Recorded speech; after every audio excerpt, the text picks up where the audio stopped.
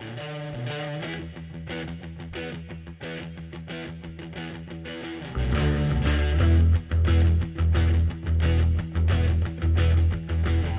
need cooling, baby. I'm not fooling.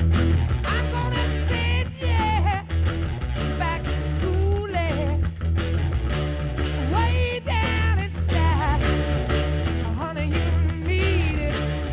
I'm gonna give you my love. I'm gonna give you Oh my boy, welcome back. Hear me? I can hear you. Can you hear me? I can hear you, sir. We are live. We're live, episode 2. I don't even know what song to play, but I'm not playing I don't want to play any modern music, probably. So, You gotta play some John Mayer, man. Listen, I thought about you maybe. I thought, but you the gotta name you gotta Doors. do you gotta do the his cover of "I'm on Fire." Okay. No, You I know what I'm saying? maybe. Yeah, I might have because it's half of us. Yeah, you know, All right. perfection. Well, I guess that's probably what's playing right now. I probably decided in the future to put on a John Mayer. I only know that one song of his you like, so Which one? the Waiting for the World to Change. Oh, it's a banger. It's a banger, but he's got So many other bangers. all right. Well, you're the one who called the podcast in. I was The what? You're the one who asked to do the podcast this week. Well, like I missed last week where we both missed. We had Right. stuff to do, so we both got stuff to talk about. So like Yeah. You know. a lot of things happening in the world, the movers and the shakers, you know what I'm saying? I do. What did you said you had a lot because it felt like that was hinting at a topic. What was the topic, just in Oh general? no, like I went to, I said what I got to say in the group chat. The I didn't see dogs it. and the Dog. fishing and the flooding in the Michigan. Okay, you want to talk But about they that? can be bridge topics into the other stuff. You seem to have like the broad scale topics, so I think maybe we should Yeah. start with yours first, and then we can relate it to what I'm talking about. All Because mine right. are like smaller. I think it'd be smarter. You know what I'm saying? That's Unless true. correct me if I'm wrong. No, that's exactly how I work. I mean, well, since we last, I mean, the big topic is still, I guess, Iran, but it's back to just being a boring story. I do find the war. I find it boring, and I Yeah. realize why. It's weird to even call it a war because, like, it's not how to, like, no one we know is getting drafted. You know what I'm saying? Like no American towns are being bombed. So to call it a war, I I don't know what the other word for it would be. This is, Uh, you know what, a foreign engagement. That's actually what you call Engagement. it. Yeah, that's the word. I think we're on a ceasefire still, though. Didn't he We're like Yeah, we're on taco this, and extend it out? and the way it affects us, it is, and this is, I think there will be disagreement, which is good, because it gives us something to talk about.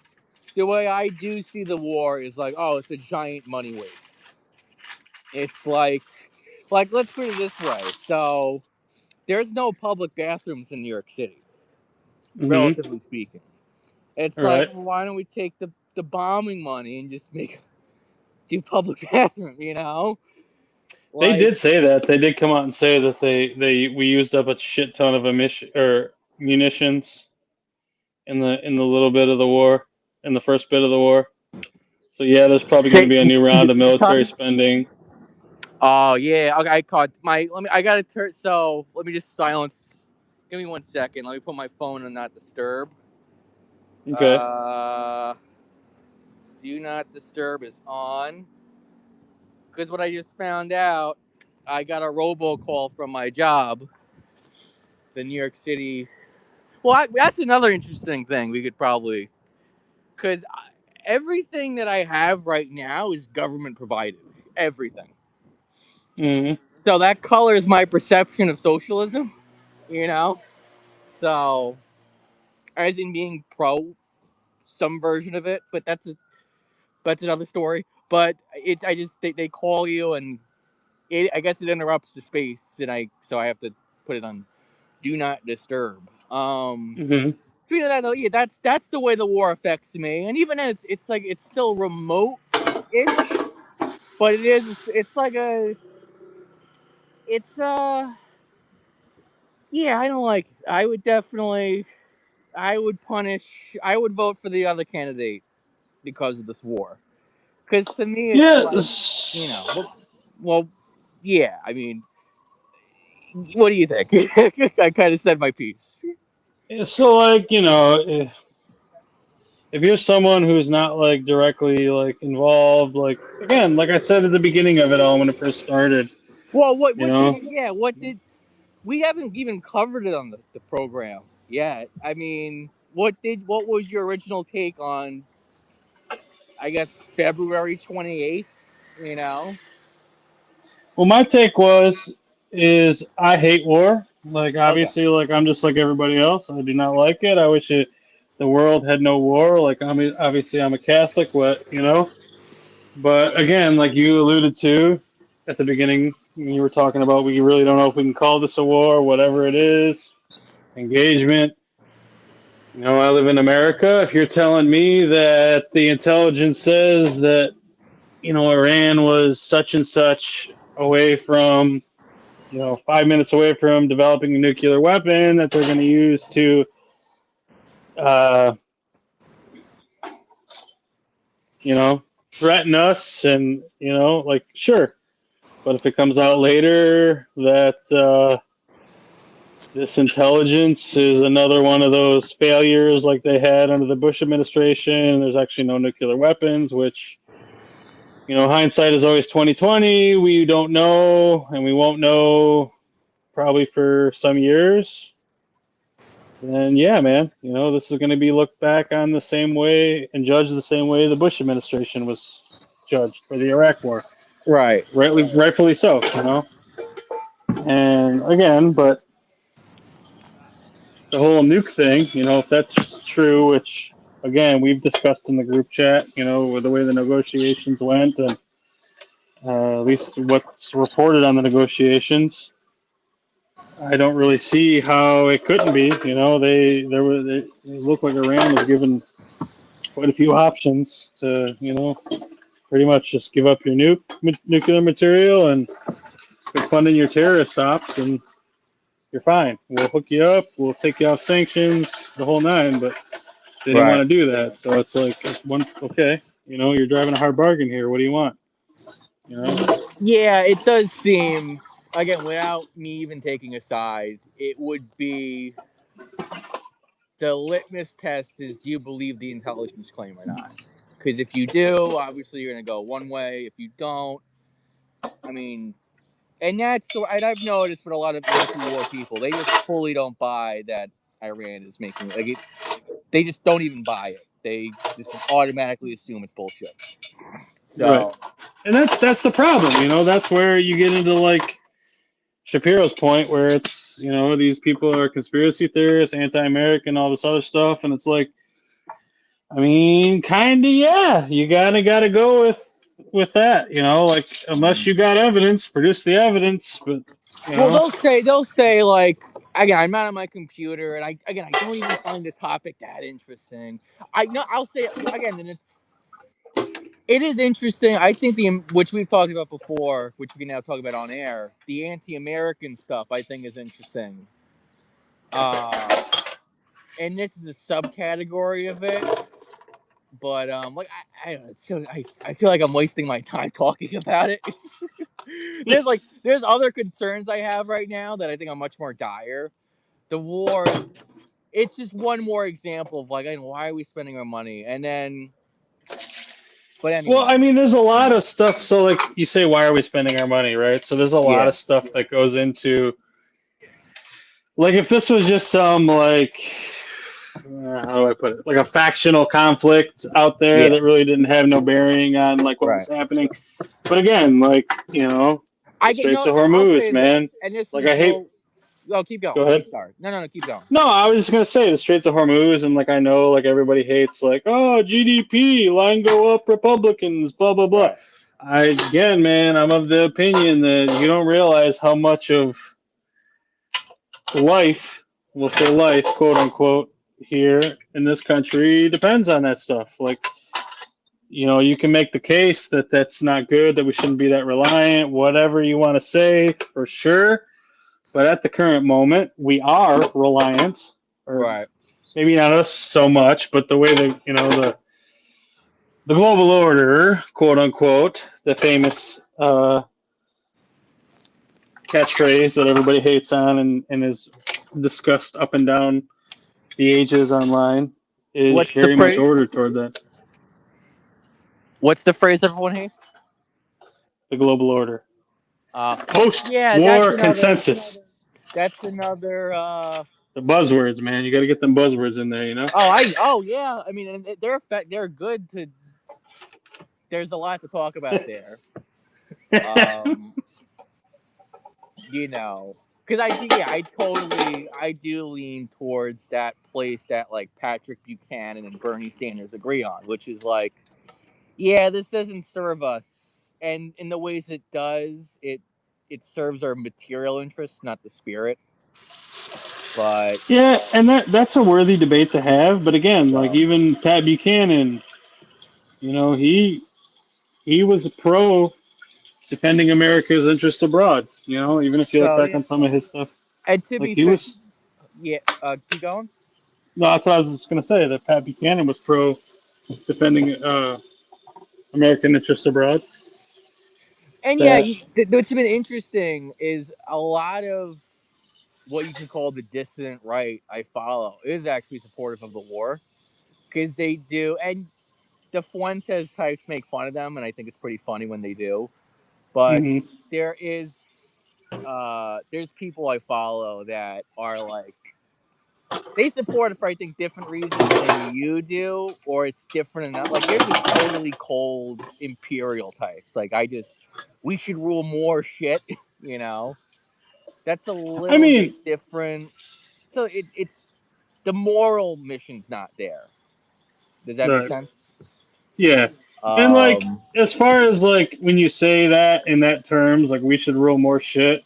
Like we've discussed at length in the group chat about this topic, but I mean, if you want to get into it, we can get into it. But like, as far as like quote unquote, we should rule more shit. Yeah, I think we should currently, because but as but we've because you're argued, yeah I get, but it's different because like yeah, this is where Ben should. I'm trying to think of someone who does support that. Like there's like it's no one too. I guess no, Michael Knowles has this opinion, but maybe not. The one I'm thinking of is it's like a group of it's the posters they're called. the Uh, the posters, posters. the big internet, yeah, Yeah, but they're on your side on this. But I think for more callous reasons. But then that's the it, whole point. Like that's it. That's it. But keep going. I'm sorry. it's the place. So Ben should. Okay, so I'm trying to think of. Oh man, again they're like.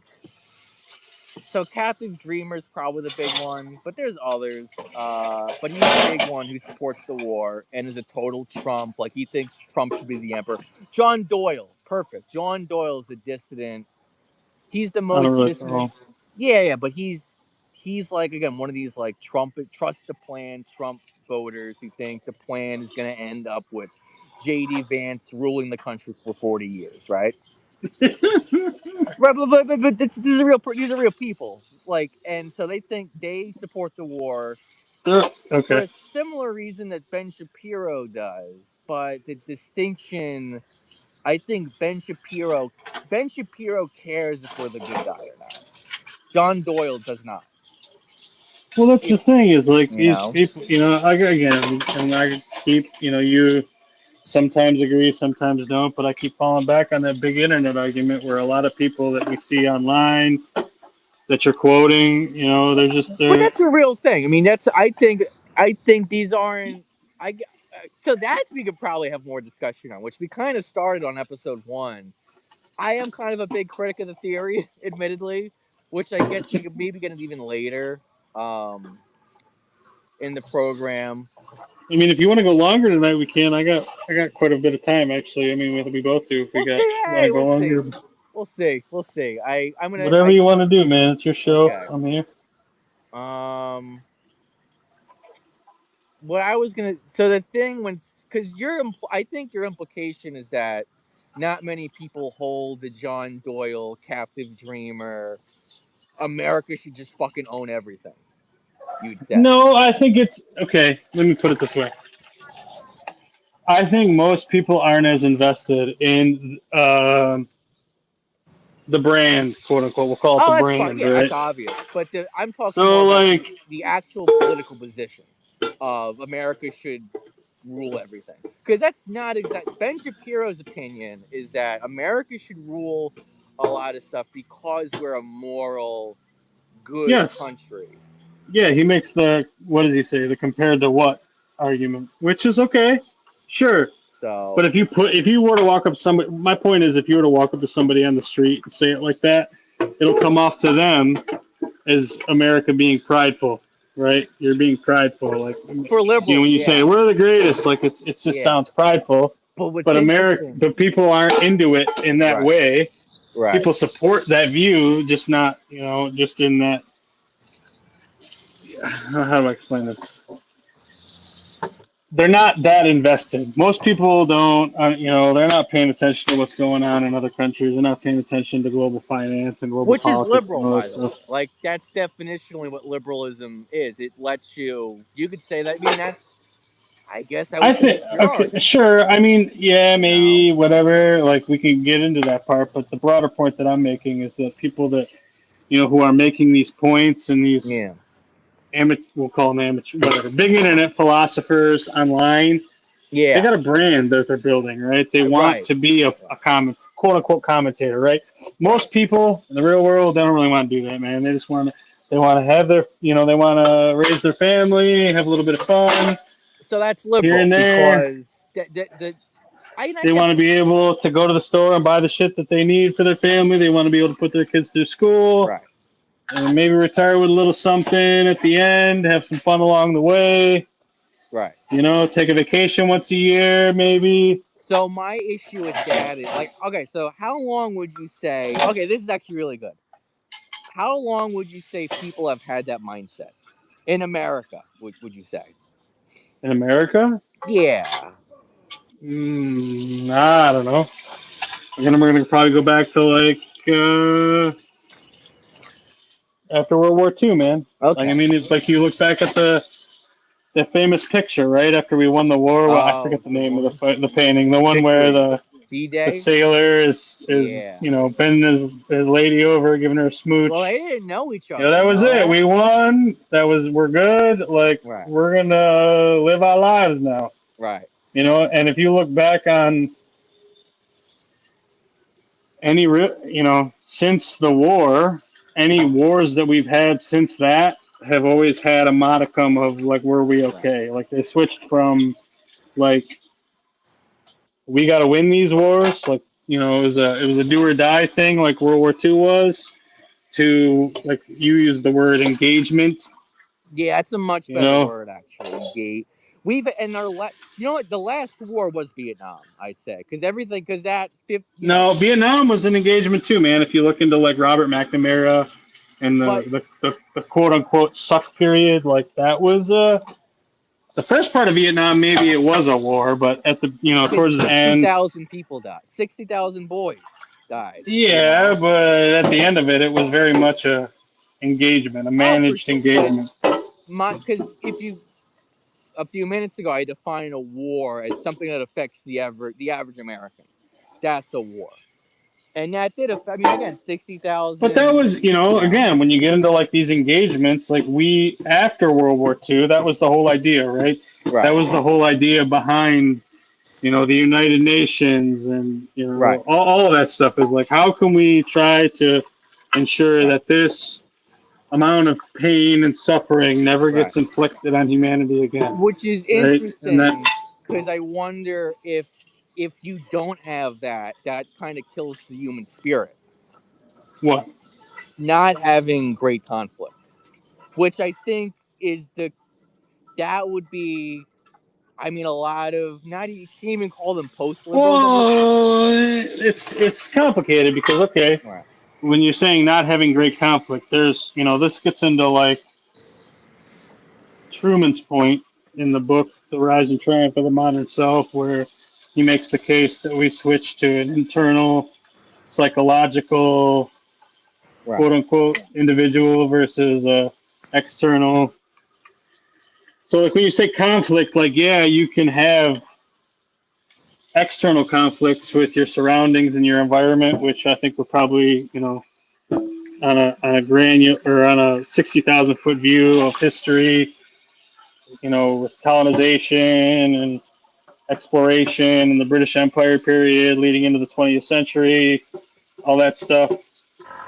We could say that the individual was focused on that externally, Yeah. submitting the world to their view. And you could say, okay, we kind of got to that point. Big World War II. Everybody almost got, we almost, advent of the nuclear bomb, we almost went extinct as a species, and we said, okay, maybe we shouldn't do that. We should try to find more different ways to solve conflicts versus mass destruction for So everyone. I think so. I do. So one is this is another interesting thing. I don't know how many post liberals are even left anymore. I think most of them graduated to full on rightist, if you will. And I think rightists, their basic assumption is if you're not in a state of constant war with everything, then you're dead spiritually. And I I mean, I think suppose that's it doesn't have to, that's where it gets complicated because you don't really everything quote unquote. yeah. That's a big term, certain things. Okay, yeah, but that's where you get into Carl Truman, the psychological self, Right. the inwardly looking man. To be at war with yourself, how do you be better than yourself was But yesterday? that's That's a good liberal. war. That's a good just war to have. Sure, I agree with But that. that's But liberal. That's like it's all I mean, individual. Which is again that's fine. It's just for rightists, their thing. I mean it really is fundamental. There's 20 well, all right. How many illegal immigrants do you think are in America right now? uh, who knows, man? I've heard 5 million to 50 million. Okay. I mean that matters because let's say there's 50 million. How does the if you even can call it a problem because there's liberals and left wing people who say that's not a problem at all. And it's interesting. I forget where I learned this. It was very recent. It is impossible to immigrate to the United States basically legally. It's made I think that's a good thing. And that's my right wing conservative view. Is I don't know, man. We have enough people, you know. Uh, but that's why. What? So maybe you knew this already. I don't know if you did. I had no idea. When liberals and Democrats and left wing people say we need to fix the broken immigration system, what they're referring to is it should just be a lot easier to come to America. And that to me Yeah, is like I agree with. I mean, if that's what they're saying, I agree with that. really. I do. Yeah, yeah. No, again, dude, I'm Italian, man. My grandmother's off the boat Italian. But again, we go back to that whole buy-in thing, Right, man. right. It's not so much. I Interesting. don't. So here, It's but you that's have to buy it. in, dude. I mean, Get but in the that's game. it. What if you just grant so this is where I get left. This is why I don't know. Either everyone likes me or no one likes me. You know what I'm saying? It's like But because I don't see mass amnesty as the worst thing ever. I don't. I mean, it depends. Like it depends, man. Again, like Because but a Democrat would this. say mass amnesty is what you're describing. It's all these people who came here that would have come had it been easier. Well, they're already here, so just make them legal. You know, Sure. that's their If argument. That's it's like true, but that's again, oops. you know This What? okay. So remember at the beginning of the show when I said like some of my topics will bleed into the topics you want to talk Wonderful. about? Let's get into it. Let's make it more specific. Okay. So here we go. You know, obviously you saw in the group chat that I took some positions on pit bulls and dogs. I This didn't, to be honest. I okay, haven't been. okay, okay, What happened okay, with the okay. pit bulls? Oh, the You had pit an bulls. attack. Let me tell you. You had an So attack. there's two incidences, right? Incidences. Oh, this is bad. This is plural. There was two incidences, right? And like, okay, you know, those arguments pop up on the good old big internet every once in a while, right? Where uh, somebody says a pit bull is ferocious, and then, oh my God, there's a zillion comments about how wonderful pit bulls are. Okay, I'll give you two incidences. I'm going to explain them, and then we'll deep dive into what I think they are. Okay, so the first one happened to me. It was like last week, right? So springtime in Michigan, beautiful weather out. It's warming up. You know, it's not 50 feet to survive here. You know, not too active. Can't springtime. I'm trying to get my exercise and get back, get outside. I usually work 6:30 to 4:30. I come home on the nights that I close at my other job, AutoZone. I got about an hour and a half, 2 hours in between. Usually eat something, get changed, and get to the other job, right? Well, I live in close proximity to both jobs, but my second job usually in the evening, especially in the spring and the summertime, it's usually nice out. It's a nice blue sky day. I like to ride my bicycle to work, right? And then on the weekends, I'm off my main job, and I usually work just at the other one. But both of them I can ride bikes too, so I try to ride my bike as much as I can in the nighttime and on the weekends. You know, get the exercise in. Beautiful day out, be out in the community, all that good stuff, right? So this was on a Saturday. I woke up, did my routine. I had to go to work at the secondary job here. So rode my bike to work. So that was an impromptu commercial break because we were at 30 minutes anyway. What the hell? So you've never done a podcast before, right? You there? Oh, he's plugged. You there? Hello. Yeah, kinda. Boom, Yes. boom. Better. How about now? Better, much better. You've never done this before, right? A podcast?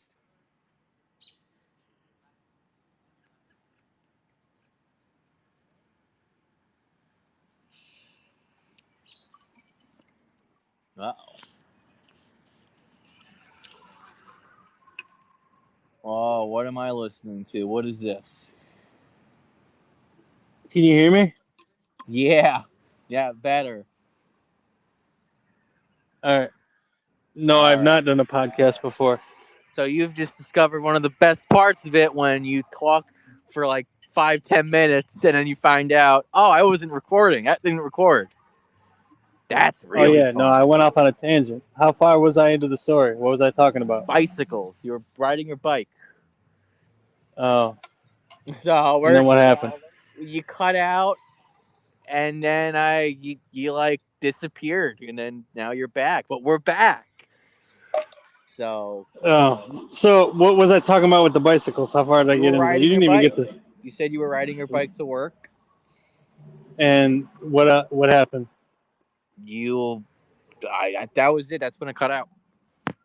Oh, okay. So I was riding my bike to work. It's a beautiful day in Michigan. Yep. You still with me? I'm gonna start saying, "Are you still with me?" Just so I can get an answer out of you. Here we go. Yeah. It's a little bit of a long story. Okay. Let's go.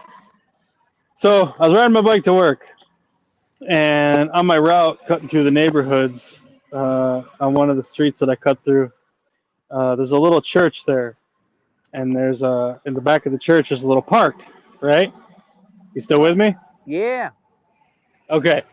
So this was a Saturday. I rode my bike to work in the morning, worked my shift, and then I get an hour for lunch. So thankfully I'm close enough where I can ride my bike home, eat some lunch, then head on back to work the rest of my shift. Right? Still with me? Right. Yep. Okay. So on my way home from lunch, I'm coming back up and I'm taking the same route and I'm approaching that park. Right? And in that park, I see a gentleman with his Pitbull. uh, pit bull. Yeah, Okay. big dog. Big Right? dog. So, Big dog. so I'm a ways away still, but I can see him, see the guy and the dog, coming up on him. I'm a couple blocks away, right? Right. Okay. So I go and I turn left on the street to go along this park, right? And Right. this dog, he gets a load of me seeing going, and I don't know what it was, if I was just like a moving thing going too fast, whatever. But he did not like it, right? So like I see that dog just bull charge me, barking, growling, all Oh this other stuff, boy. right? So like I'm hoping like, and he's still a bit of ways away, so he's running full speed at me, and I'm hoping I'm hearing the guy yelling at the dog like whoa whoa whoa, all this other stuff.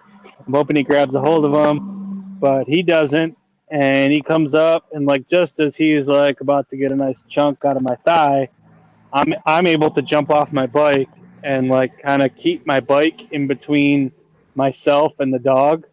The Right. dog was trying to charge me, but I'm like kind of pushing my bike back into his face to keep him away from me.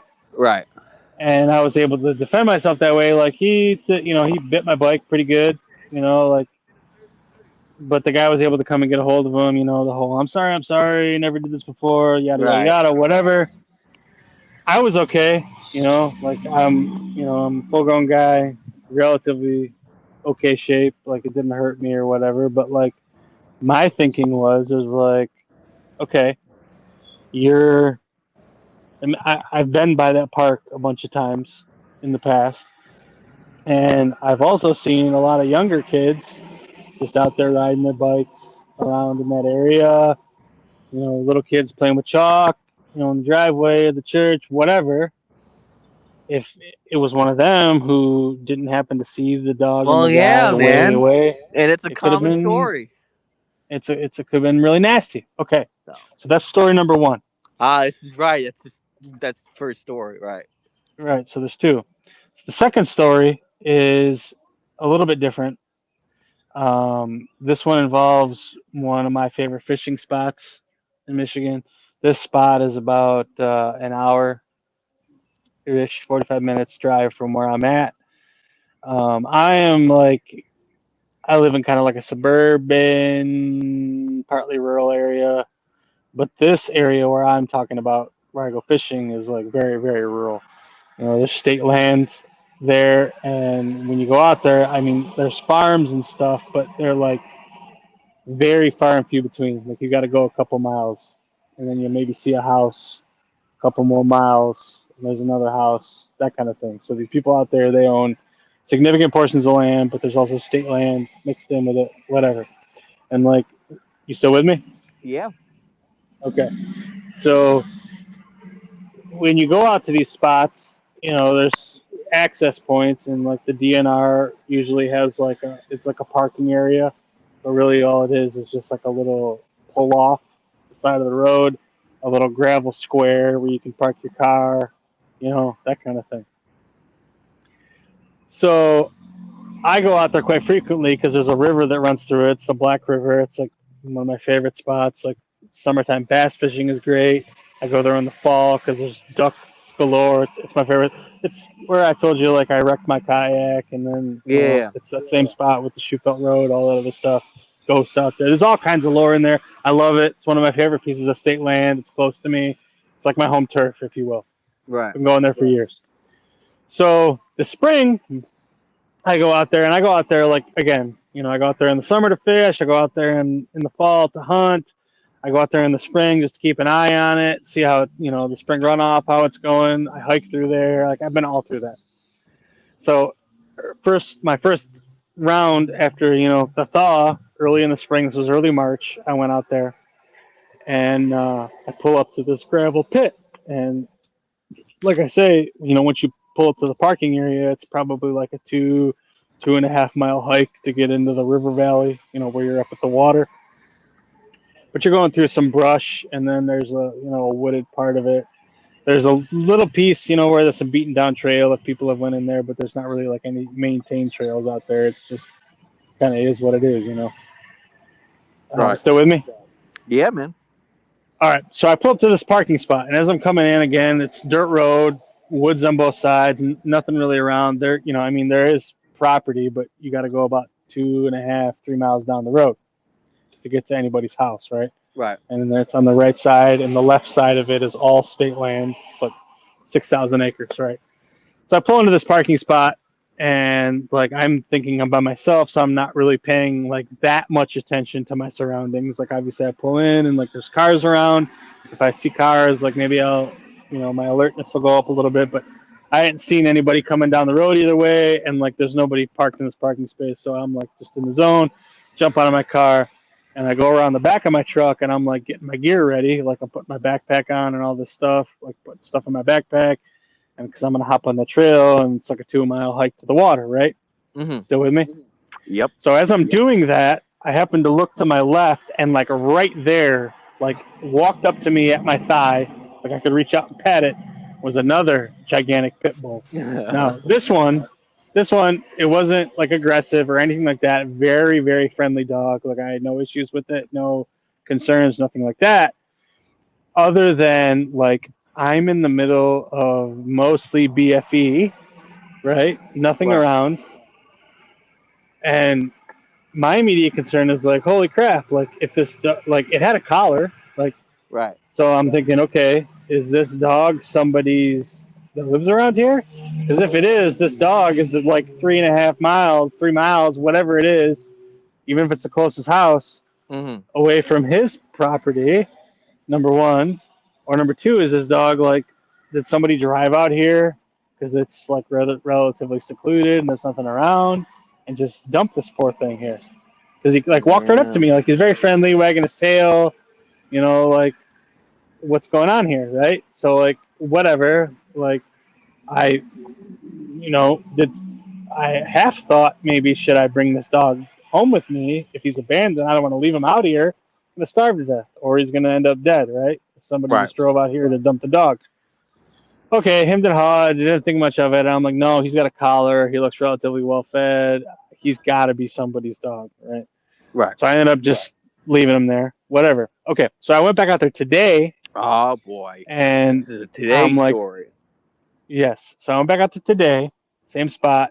I was going to try to fish again because when I went out there the last time, like, river was still too high.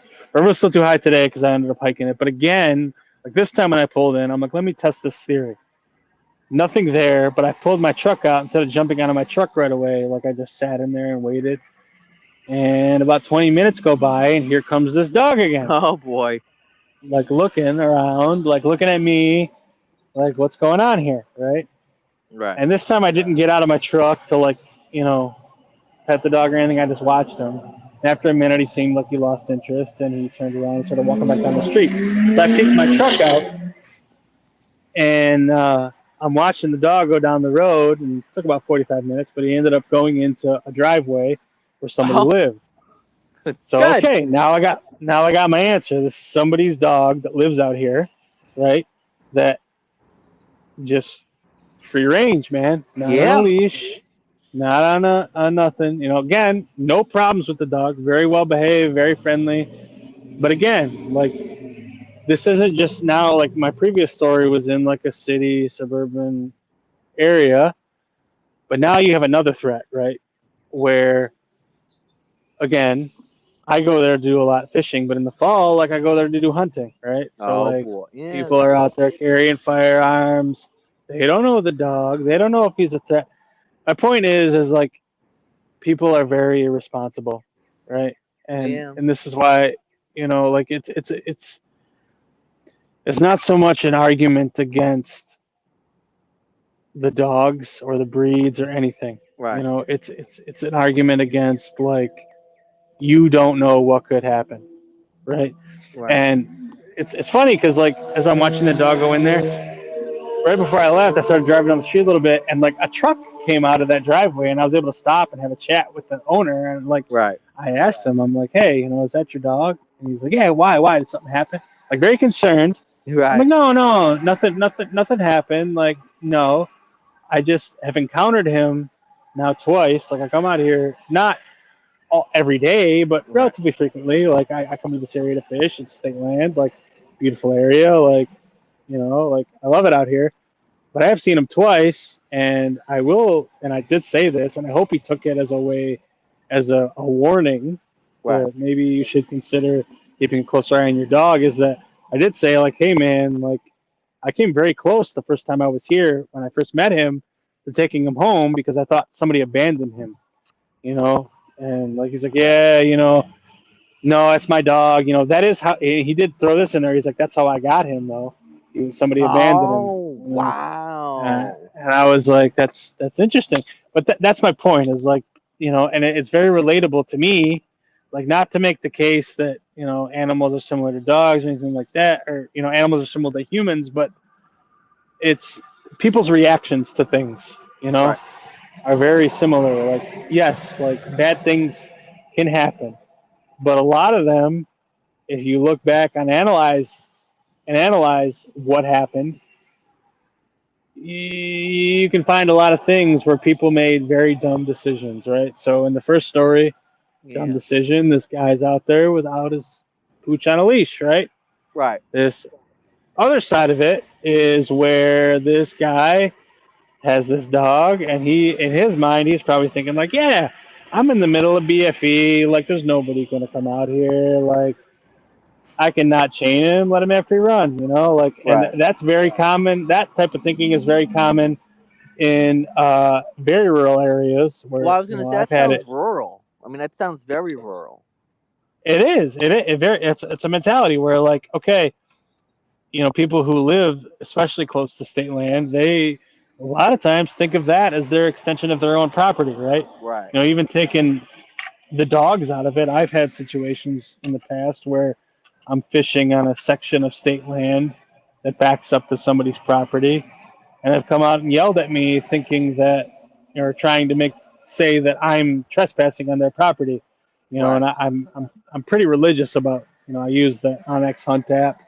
I'm pretty Right. religious about where I'm at. I'm never trespassing on somebody's property. Right. Like I kind of go out of my way to find areas where I'm not going to not only infringe on somebody else's property, but also run into other public land hunters or fishermen. Right. Like I try to pick spots specifically that are hard to get to, or like you got to work. You're kind of remote. But Right. it's just that's a mentality. And that's where it's an individual thing, right? And it's not so much like where you can put it on, just like everybody doesn't like pit bulls on the internet, like, or a good chunk of the right, they hate the pit bulls, and like it's not so much that it's the breed, it's that they're animals, right? And Yeah.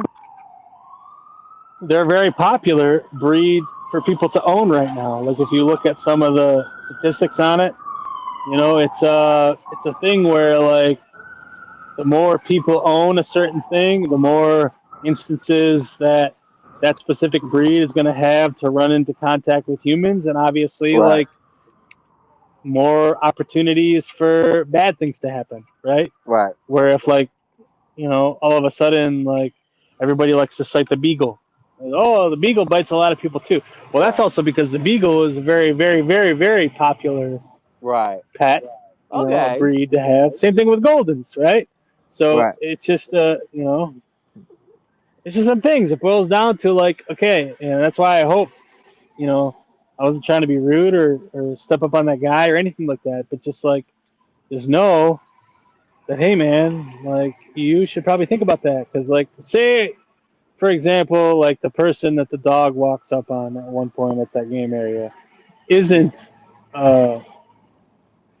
me, or is not a friendly person, or they're Right. scared and they're out there hunting and they got their gun with them. What's going to happen to the dog? Mm-hmm. Right? Like, that's, not good, man. And in my mind, that's going to fall squarely on the hands of that guy that owns it. That That Th- sounds like the most moderate opinion I can think of on pit bulls, because usually it's either no one can own them or leave me alone. You know. Yeah, I mean, it's like, yeah, I get where people say no one can own them. Right. I'm closer to that position with the first story because, again, that place is a very trafficked place. Like I said, like it wasn't Right. just me. I've also seen a bunch of kids over there, you know? But on the same hand, that guy probably thinks like, oh, like I have beaten that side of it. There's not a lot of people that come out of here, Right. come out this way, Right. so I can kind of be careless, right? So it's both sides, right? Like what do we say that Joseph Hall quote? Moderation is the silken string on the bead of all virtues, like Yeah. or on the pearl chain of all virtues, or whatever he said. Like that's like there's a line everywhere, and you got to be, again. And I hope, again, like my biggest hope is like I wasn't trying to fight with that guy or Right. like impede on him, but it's just like think about that, man. Like, and again, the dog, the second story dog, that was a friendly dog, friendly enough to where like I considered for a moment throwing him in my truck and walking off with him. But I don't think that guy who owned him would have been very happy with that either, right? He probably has a tracker on him though, right? No tracker, no tracker. Don't they have chips though? Like I know cats get chipped or something like that. It could be. I've seen. I mean, they do have tracker collars. That's a big thing Well, in the you should hunting. get a tracker collar. You should have told him like, you have a tracker collar. Yeah. That's a Not fat. That's even a. that. I just think like if that guy isn't out there with them, Mm, if like again, like if he was out for a walk with the dog, right. and like the dog ran up to me, and then a second later he's coming around the corner, Right. it would have been different. But Yeah, but he that. wasn't. He's 4.5 miles away from him in public area. You Right. know. Um. That's fascinating. So that's a good note to another break, just so I could make it easier to edit. But we'll be right back. All right, Cause you in wait, there? did the group chat have opinions on your pit bull thing? No, I mean most of them said that like my opinion on it was correct, but I'm just Okay. saying like it's like we were talking about, like you said, it's fascinating. It's just like there's that, I call it the false dilemma fallacy, or like the big Yeah. internet this or that, or the Right. prison of two ideas, whatever you want to say. Like again, there's a moderation line that people can take, but Right. there are legitimate arguments on both sides of it. Like again, I'm much more inclined to the quote unquote nobody can own them with the dogs thing with Right. my first story. Like again, that freaked me the fuck out. Right. Excuse my language, but Right. like Okay. again, I'm a full grown guy, and I was able to keep my bike between me and the dog, but that dog wanted to bite me, man. And if I was a little kid and wasn't paying attention, like not, I don't have the strength that a full grown man has. Right. That'd have been a serious problem, very serious problem. Like I don't know how we handled that. We got to talk about that. But I also don't think it's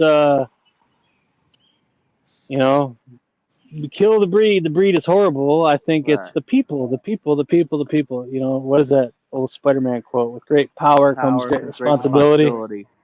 Yeah, that's Um. hey man, that was a big beef on you to that guy. Oh, I'm sorry, I'm sorry, I'm sorry. Right. Yes, you should be very sorry, bro. Should be sorry because that, like That could have ended I'm really not that bad. guy. Like I'm not that guy, but like even just with what happened, like he didn't really break anything on my bike, but there are legitimate visible bite marks on my bicycle now. If I wanted to be a jerk, yeah, I Uh could huh. call up my lawyer and say there was a situation. I had to jump off my bike. I sprained my leg. I'm Right. hurting. Like you might be in some trouble, dude. You might be in some Shit. trouble. I'm not that guy, but it could have been that. You know what I'm saying?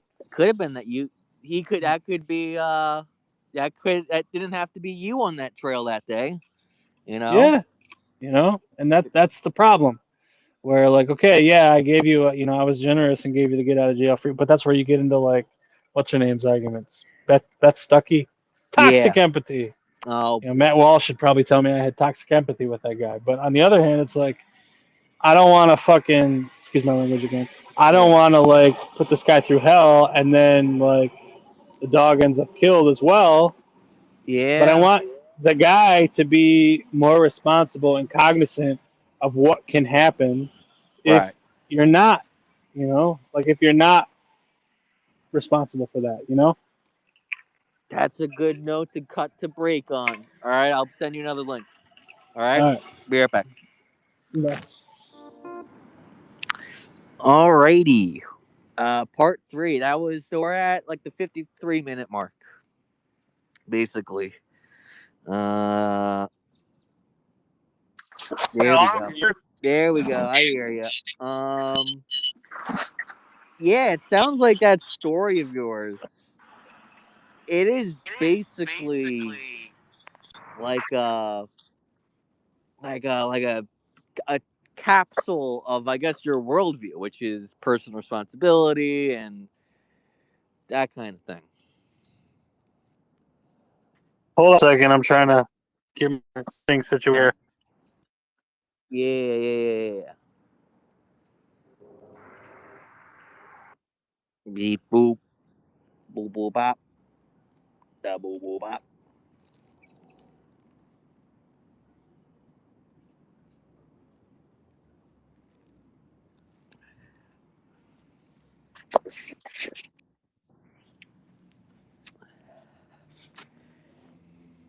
Alrighty.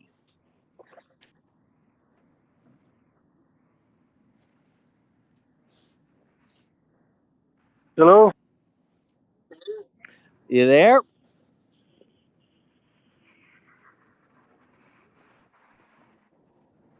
Yep.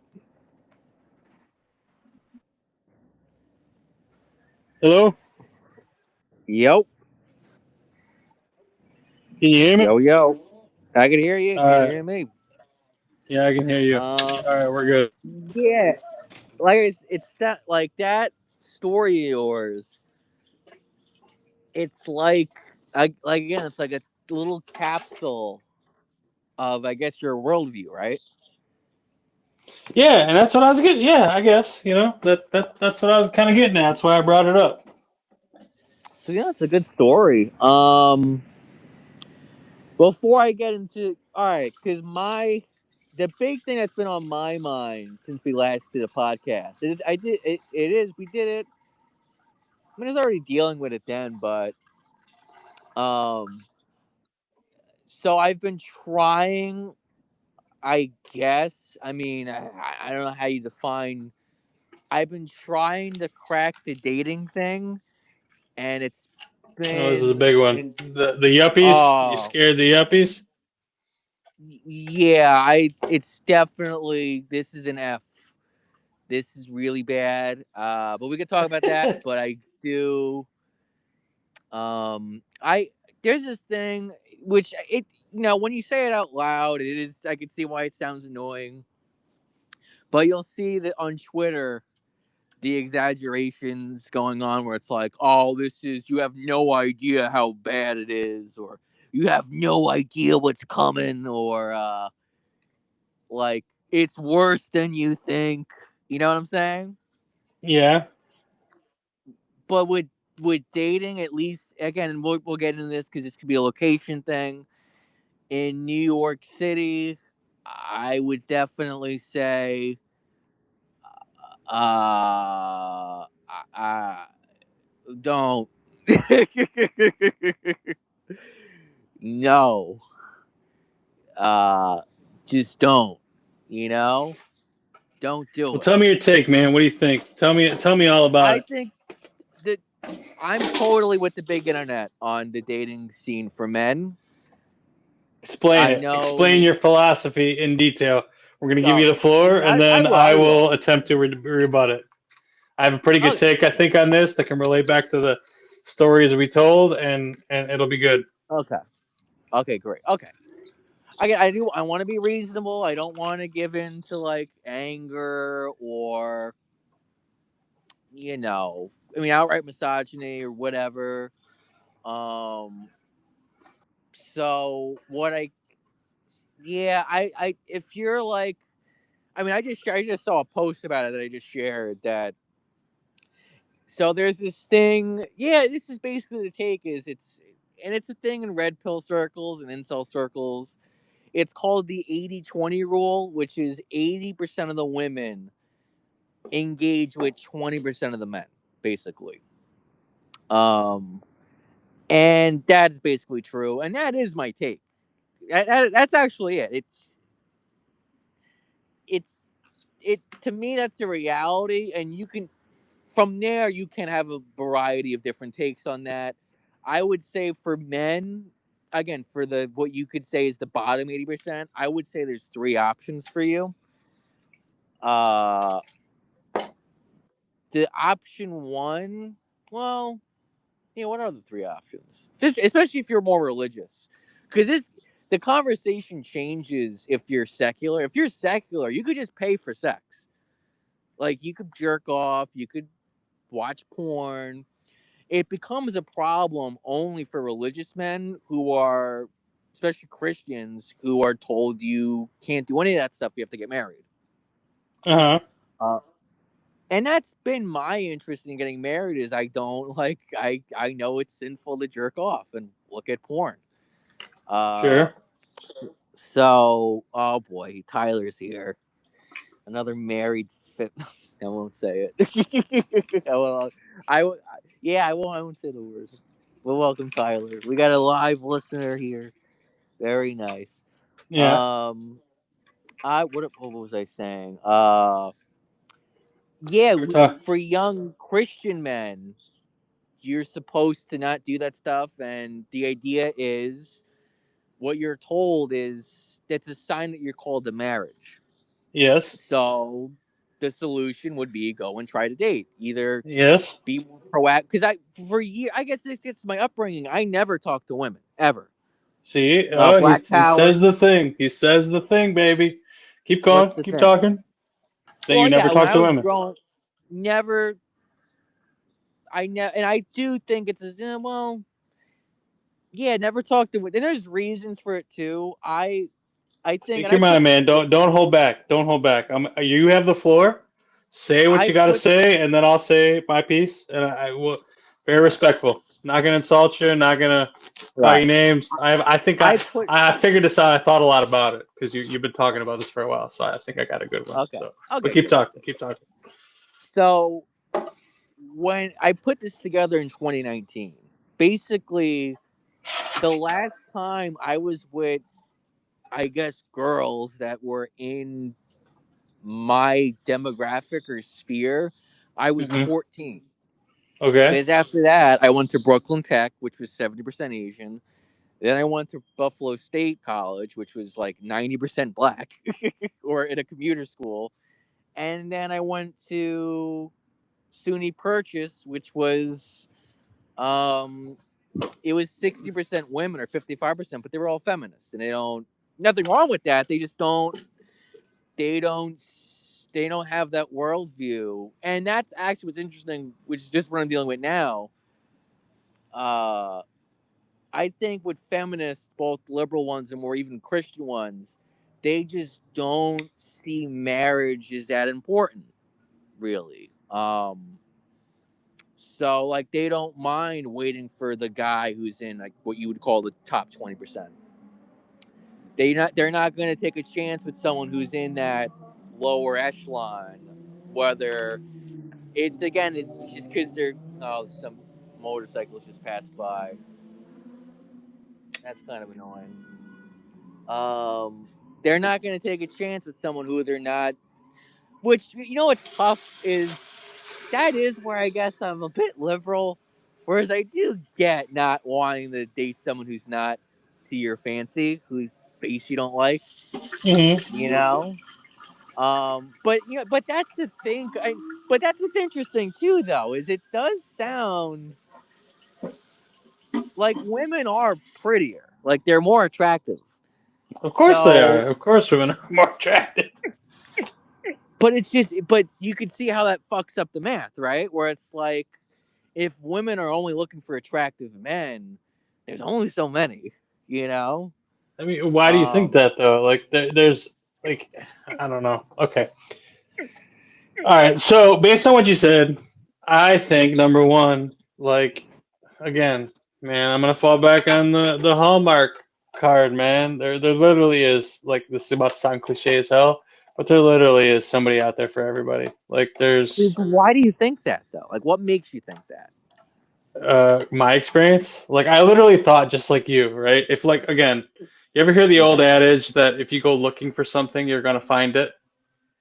You ever hear that? Actually, I wanted to. This is related. How old are you? 38. When did you get married? I don't know. 8 or 9 years ago, something like that, So you were my age. roughly. But that. So I just wanted to bring, because this will be relevant, I think, in forthcoming discussions. But that's, I think, why the whole like you'll grow out of it thing doesn't work. Because I am your I age. look. Okay, You know. yeah, but that's my point, right? So, like, Right. Okay. you see I'll how stop. hold on, hold on. You see how panicked you are right now about it? Right. Like, Right. I was your age, that panicked about it, right? No, Like, you were. You were yes, I married. was. No, I wasn't. Like you said, I was your age. Like, up until I got married, until the second I got married, I, like, maybe not the second, but within a couple of months, right? A couple of months, Yeah. year ish, give or take. I went from thinking I'm never gonna get married. Like, I went past where you are right now. I Right. feel like, where it was like I stressed really bad about it, Uh. like very angry, like, because again, it was after the Greek, right? The Greek was who I thought I was gonna marry, right? That was Okay. like, that's why the breakup hurt so bad, crushed me, life altering, like, destroyed me. I could tell a million stories about it. Like, it was the craziest thing ever. We were both like, just everything possible you in an ex relationship. When you talk about, like, you delve into the very bowels of what abusive means, we were that to each other. Like, we were just, Right. so I don't know how to, like, other than saying, like, we both had massive egos, because I was still Right. at the height of my ego and she had it too. Other than we were both at the height of our egos and we did everything possible to, like, pit that against each other, it was the worst. It was the worst. At the very bottom, I went from the very bottom to, like, the top. Like, that's how fast.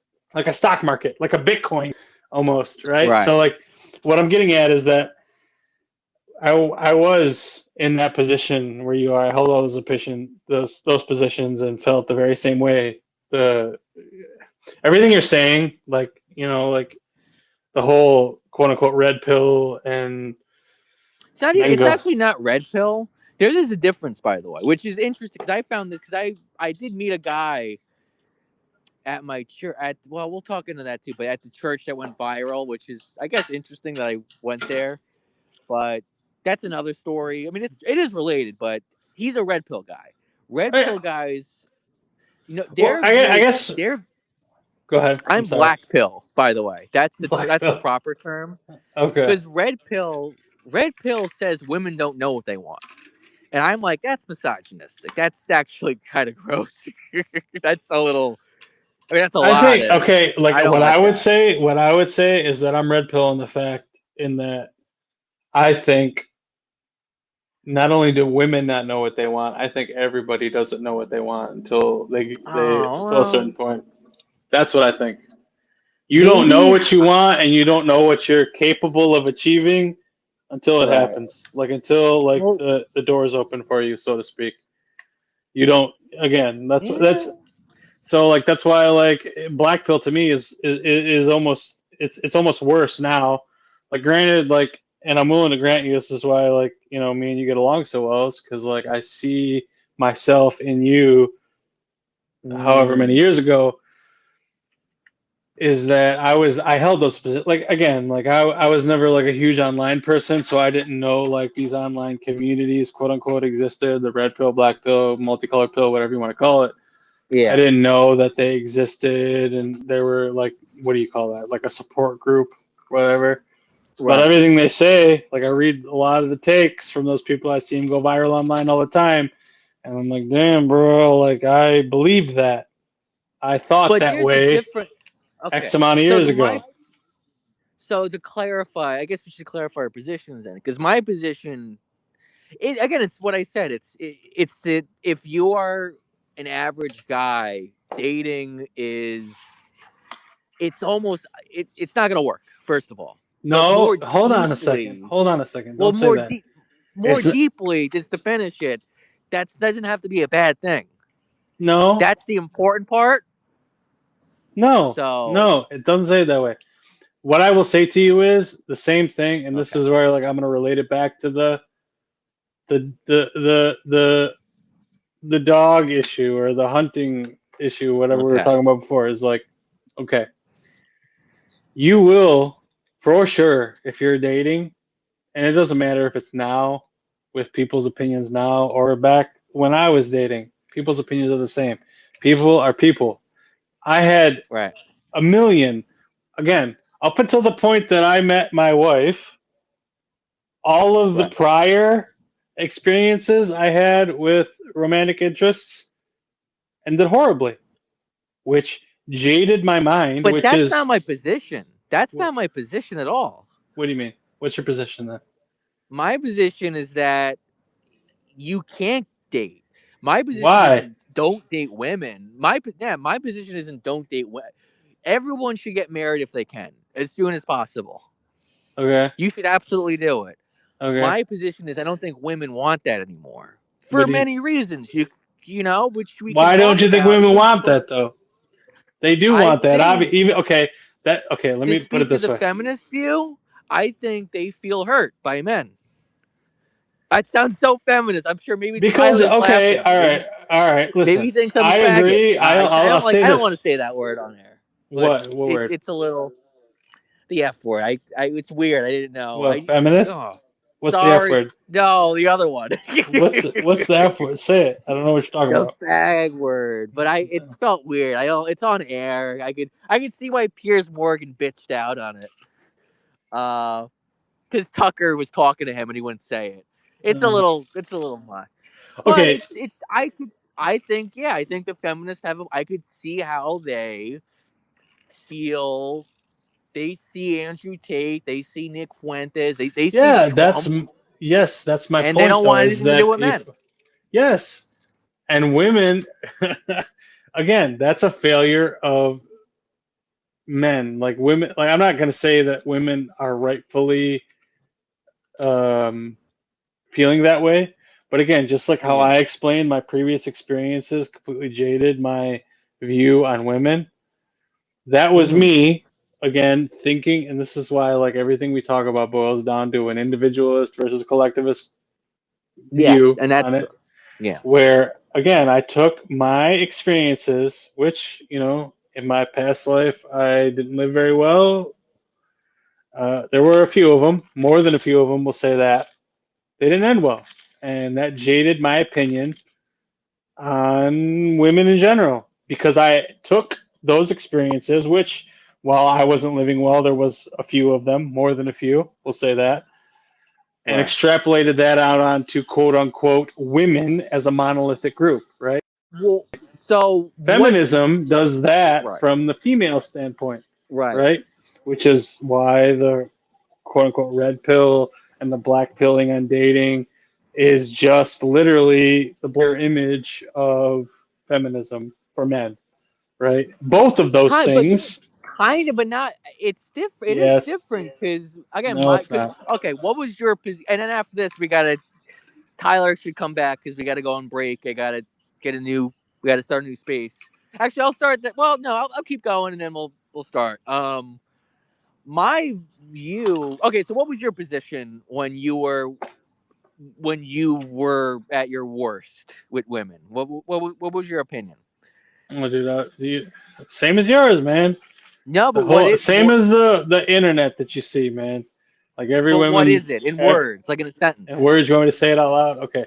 My position back then, after I was like, my heart was shattered about 40. Okay. Long story, multiple bad breakups, kept the hope, kept the hope, kept the hope, kept the hope. And then I've Right. talked about with you the two last girlfriends that I had. One, Okay. both of them, both of the two last ones, I was very much in love with, very much head over heels for. Both of them ended horribly. I was in a horrible spot. But yes, like after that, like especially the second one, that's why I say the Greek was the worst. It's because she was kind of the bounce back after the bad one. Both were bad, but after the first bad one, the second one Right. was kind of the okay.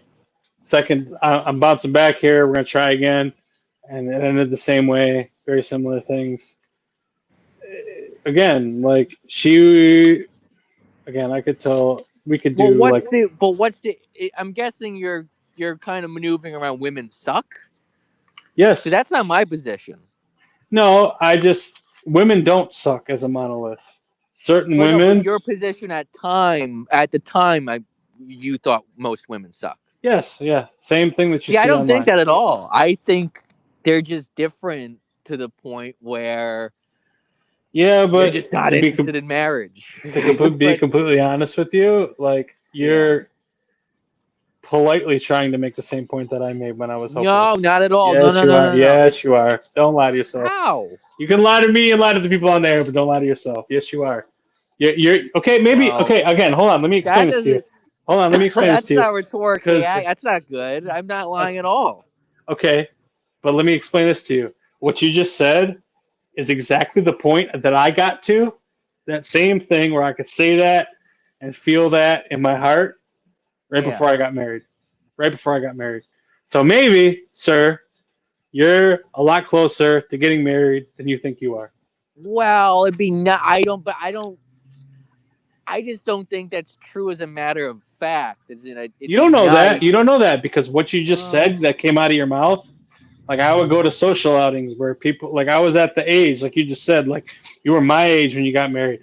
Back then, a lot of my friends were getting married, and I would go hang out with people, and people would but ask see me like, that. "What are you doing?" And I was like, "You No, know but what? Like I don't have no hard feelings toward nobody. I don't care. Like I'm happy doing my own thing." I was fishing all the time, whenever, like literally every day. I didn't care, just doing my own thing. Like I had a little, like the closest thing I ever had to a new band was during that okay. time. So I was like, I was literally like, I was a single guy doing what the hell I wanted. I was working a lot. I was, making money, supporting myself. I lived alone, living the single male dream. You know what I'm Right. saying? Doing my thing, very happy. And I like what you just espoused about. I don't think women are bad at all. They're just not interested, and I'm not interested.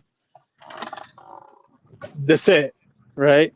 And Right. then, once I got comfortable, I was good in my own skin. Like I felt happy. And then next thing you know, I met a girl and we started getting along really well. And whoops, here I am married with kids. So maybe let's get there. And that we're gonna take a break now. I do want to get into, I guess, how you met your wife. I know was it a bowling league or something? Yeah, we hung out at a league. That's the thing. I was just doing stuff that I like to do. Right. Interesting. Well, all right. We'll get into that. That's what being and being in situations where you can interact with other people is the Right. greatest thing. And that's why I'm so much against big internet. Because yeah, when you isolate yourself, all your interactions are coming from quote unquote online. You're cutting yourself off from those opportunities. Even if you think in your mind and you're super convicted on it, Right. like I was, and like you seem to be now. If I didn't have that, where I was still going out into the world and interacting with people face to face, Right. I might still very well be in that same mindset. You Right. know? We're gonna get into that after this break. I'll be right back. We'll be right back. Yeah. Yeah. Yep.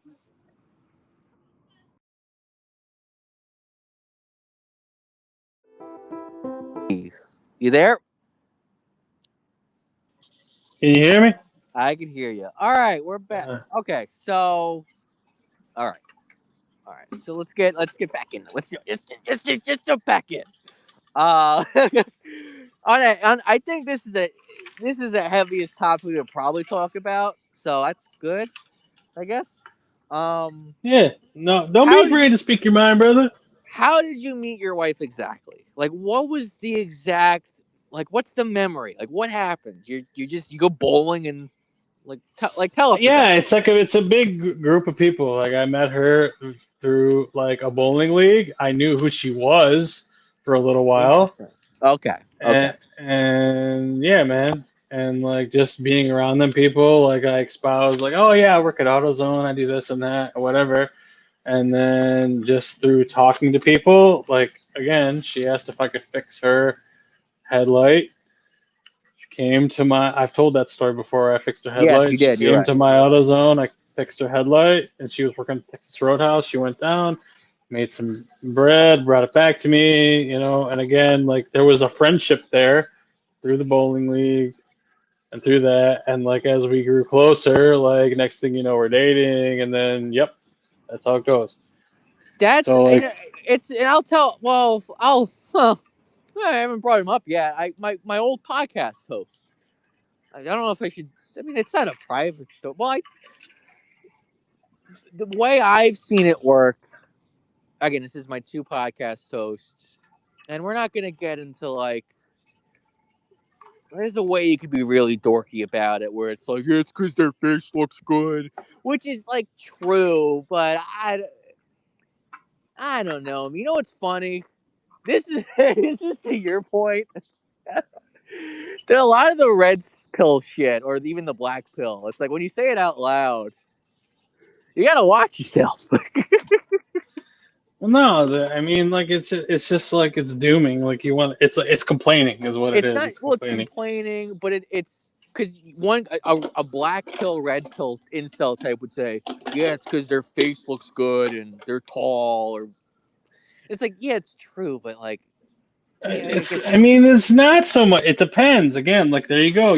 well, it is true, Inherently, when you say that kind of stuff, you're inherently creating a monolith out of people. which Like you you're don't like, inherently, huh? which you don't like. It's stupid. Like there's no, like I am not really like I'm not like. I'll put it this way. The first thing you would notice about me probably isn't that I'm tall. Let's say that. Like I am like I'm not short, but I'm also not quote unquote tall. Right. Okay. Right. So I'm The like, way the reason I brought him, well, the reason, so black pill, red pill, well, no, black pill type, because here that is, okay, so that's the difference between the types. A red pill type is actually closer to your position because their view is you can successfully trick women into dating you. you don't have to That's trick their, women to date. That's the whole thing. but You're going no, into it with that's that the mind. red That's a pill thing. problem with the red pill. Like I like about half of Yeah. what the red pill says is like, okay, take good care of yourself, make yourself Yeah. independent, make yourself. I agree with look after yourself, make yourself desirable part of the red pill. Where I Okay. disagree with the red pill is where they and I've made this point with Pomps, where we've talked about it. Pomps is really good on this topic too, where you inject your teleology into it, the reasoning that you're doing it. Yeah. You should not be looking at to try to trick quote unquote a woman into dating. You don't have to trick a woman into dating you. A woman Okay. inherently, I do still believe that most women, even if they outwardly express that they dislike men, to me that's like again that's again feminism and red pill, the yin and the yang, if you will. One is Okay. male, one is female. If Well, because a but woman starts, the black pill is no, women just don't want to date you. Period. That's it. End the story. That's the black pill. yeah, maybe you'll hear a girl say that where she's pissed off about an ex at a bar one time.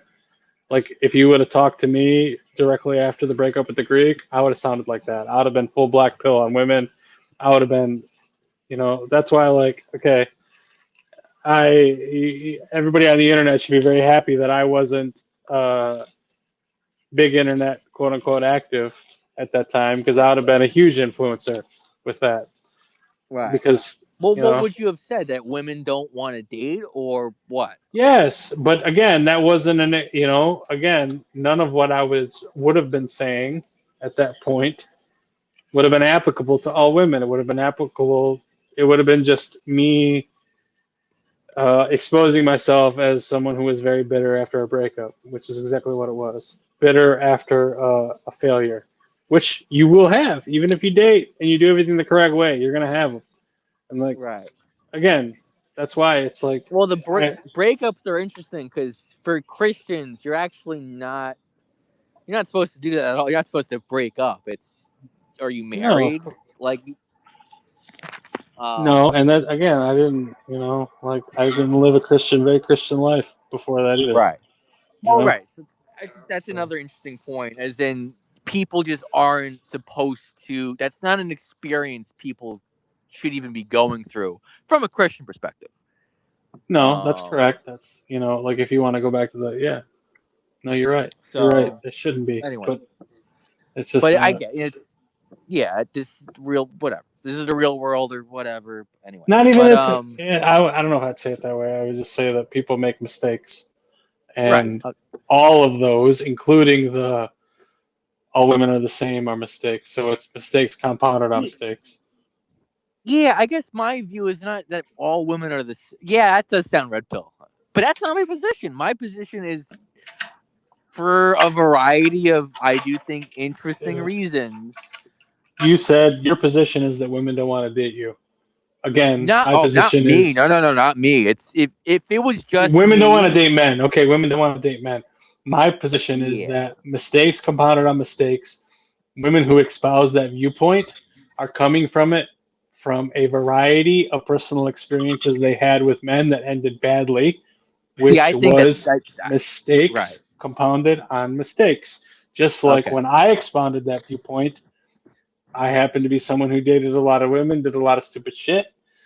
Crap. Sorry for swearing on air. Uh, right. Mistakes compounded on mistakes.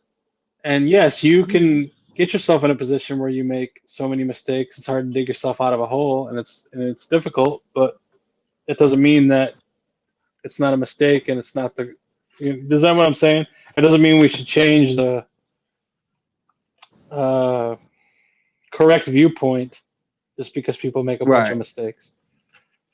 So my view. Okay, so actually, we could get back into how. Okay, so the way you met your wife is also how my friends from college met their long-term girl. Like long. This is.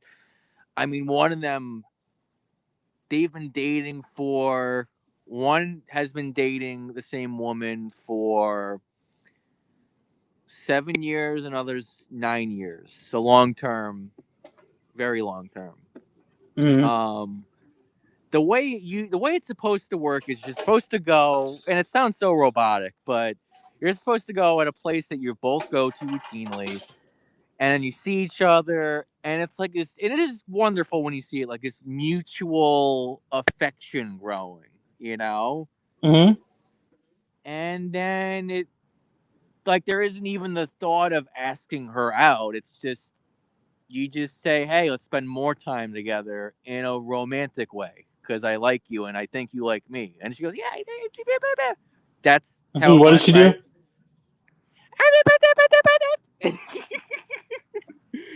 But it's like, yeah, but it's a mutual. It's interesting how that's very different from the more like red pill. Just go ask her out, bro. Because that's how I've always felt. Where it's like you asking a girl out, it's the wrong way to. It's that's different. Those are two different experiences. You know what I'm saying? Mm-hmm. Because the other experience is you see the girl, you've never spoken to her, and you introduce yourself and say, "Hey, I think you're attractive. Let's go on a date." That's very different from that period where again you know the woman for like maybe a month or two, maybe three, and you just kind of naturally fall into the dating thing, right? Yeah. So my argument is both of those experiences, if you're an average guy, most likely they have not happened. If you're a Zoomer, if you're my age, you've likely not have done either of those things. It took me a long time to do all. Like, I mean, okay, let me put it this way. All of my relationships that I had prior to that developed in the same way, but they ended horribly. Does that make sense? But that doesn't no. But they start at least. But my point is, a lot of average guys haven't even had that experience. You know They've had why? no You know why? experience. You know why? Why? Well, big internet. Why? Big internet. Okay. Big internet. Well, so what should they do? Put the phones down. Get off the internet. Okay. Get off the video Okay. games. All the recycled arguments that they hate to hear. Go out in the world and interact with people. Find something you like to do. I don't give a shit what it is. Find So something, what? a social activity that's not online, that's not a video game, that's not something that involves going out. I don't care. Like, I don't care if it's meeting your work friends for a drink, something where you're having social interaction. Find a group of Okay. friends. Go to the beach. Okay. Go play putt-putt golf. Go fishing. Go feather bowling. Go axe throwing that everybody likes to hate online. I don't give a shit what you do as long as you're with a group of people. Okay. Do it, and literally So do it with an open mind and try to have fun. okay. So let's say someone does this. Let's create a character, right? I'm gonna create a Let's say this character. character. Let's say his name is Stan. Stan the man. Stand the man. Or I like Nick. Let's go with Nick. This is Nick. pretty. So Nick does your advice. He's 25. He just gets offline. He drops Twitter. He whatever, and he let's say You he's don't a even have to Catholic. drop So Twitter. You don't even have to drop Twitter altogether. Just go out and legitimately try to have fun in the world. so Try he to let's say he make your peace with the right. culture. Even if you're Okay. going out Let's trying to change it a little bit, just pick your, right. like. But okay, go ahead, continue. I'm sorry. So let's say he does this for like 5 years, and it hasn't worked. Keep trying, baby. I did it. How long did it Okay. take me, man? I started messing with girls when I was like 16, Right. and I didn't get married until No. But this is someone not messing with anything. He's just not. He's not getting any attention from Not getting women any for booty. Is that five what you're years. trying to say? Not getting any booty? Not Is that what you're trying nothing to for say? Is 5. that what Yeah, you're for trying to say? 5 years he goes to It's these hard, baby. events. It's hard. And look, like I broke the rules there. Like I didn't live as a, like I'm probably not the best person to give advice because like I broke the rules. But Well, what but rule did you again, break? the not getting any booty thing. I did not live a very Christian life. I've been honest about No, that. but this guy's not getting anything in that way or the Christian way. He just kind of doesn't exist to women. I don't know. Either A, uh, you're not talking to the right type of women. Right. Meaning like, again, I don't mean to be mean or something. I'm calling people out, but like, again, there is truth to the argument that like sexualized culture and porn raises Right. men's expectations to an unrealistic level. Number one, or number two, like you're not following the good part of the quote unquote red pill community where you're not taking care of yourself in a way to make yourself Right. somebody Right. that is desirable, and both of those I things are solvable, right. with agency and your personal. But so let's keep running with it though. It just this character, this Nicholas character. Let's say he keeps trying. Now he's 35 and still nothing. Now what? He's got to make a decision at that point. To do 35 is what? probably around the time. Huh? What's the decision? I would think this is what I would think, what I would predict would happen. I think at that point he would get into the mindset where I was before I got married, and you seem to be right now, where whatever was the blockage before leaves him, Right. whatever was the mental blockage, and he becomes comfortable in his own skin, so to speak, Right. right? Comfortable with where he's at, and that in itself is attractive, and it will, and again, you're going to tell me this sounds like a Hallmark movie, and I'm cliche as Well, hell, no, but but that's it I will want to fall in his go. lap. But what if it doesn't? Now what? Then that's up to him, man. Maybe he does go the priestly route, or finds another calling, so to speak. Okay. Maybe marriage Because isn't that's for everybody. That like we is, talked, well, you mentioned the case with the priesthood. I just think, my opinion is, right. there's just not that many people that are going to fall into that camp. Okay. I just think That's it. That's more all. so. I wish we got that out of you 5 months ago. What? That your view is there's just not that many people that will happen to, where they do everything right and still nothing. I just don't think there is, man. Okay. I just don't. I mean, you can try to make the case, and big internet tries to make that case all the time. I just Right. don't think there is. Because again, it's a mindset. Again, back Right. to what I said earlier. When you go looking for something, you're gonna find it. Okay. When you go out into the world with a view that everything is against you and women don't want to date you and all that other stuff, you won't be receptive. That's why I say you'll go through that phase where you're convicted, and then it's almost like, you ever hear people how they talk about quote unquote committing suicide, where the Yeah. biggest warning signs of people who commit suicide are the people who all of a sudden seem happy and they're Right. giving their stuff away and all that other Right. stuff, and those are the people you got to watch out for. Okay, Right. it's kind of like with dating, right? Where Right. once you kind of get to that point where it looks so bad for you, it doesn't even matter at that point anymore, Right. and you start and I feel like almost maybe it has to do with the fact that you're pivoting now to focusing on I want a significant other so bad. Once I get a significant other, I'll do this. Once I get a significant other, this is my next step in life.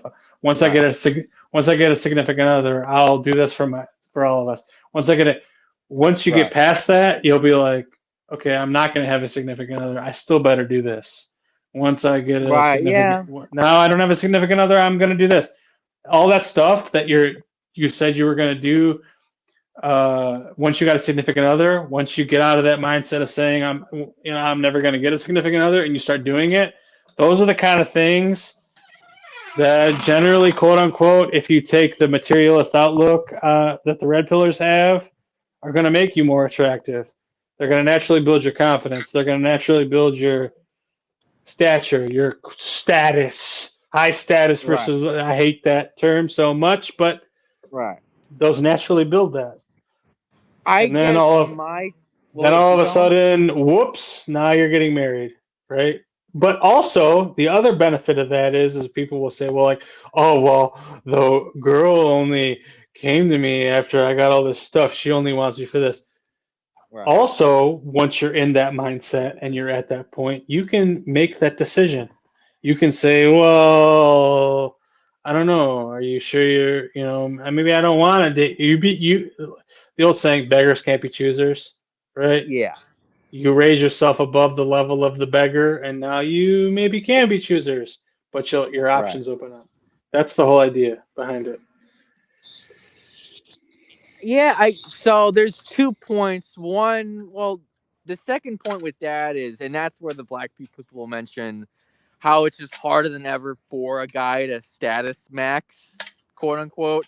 But that's Oh not even. yeah, they are. It's harder I than don't ever. want Everything's harder than ever. I know, man. but Every generation but is the most. yeah, but that's not I think the most fundamentally compelling.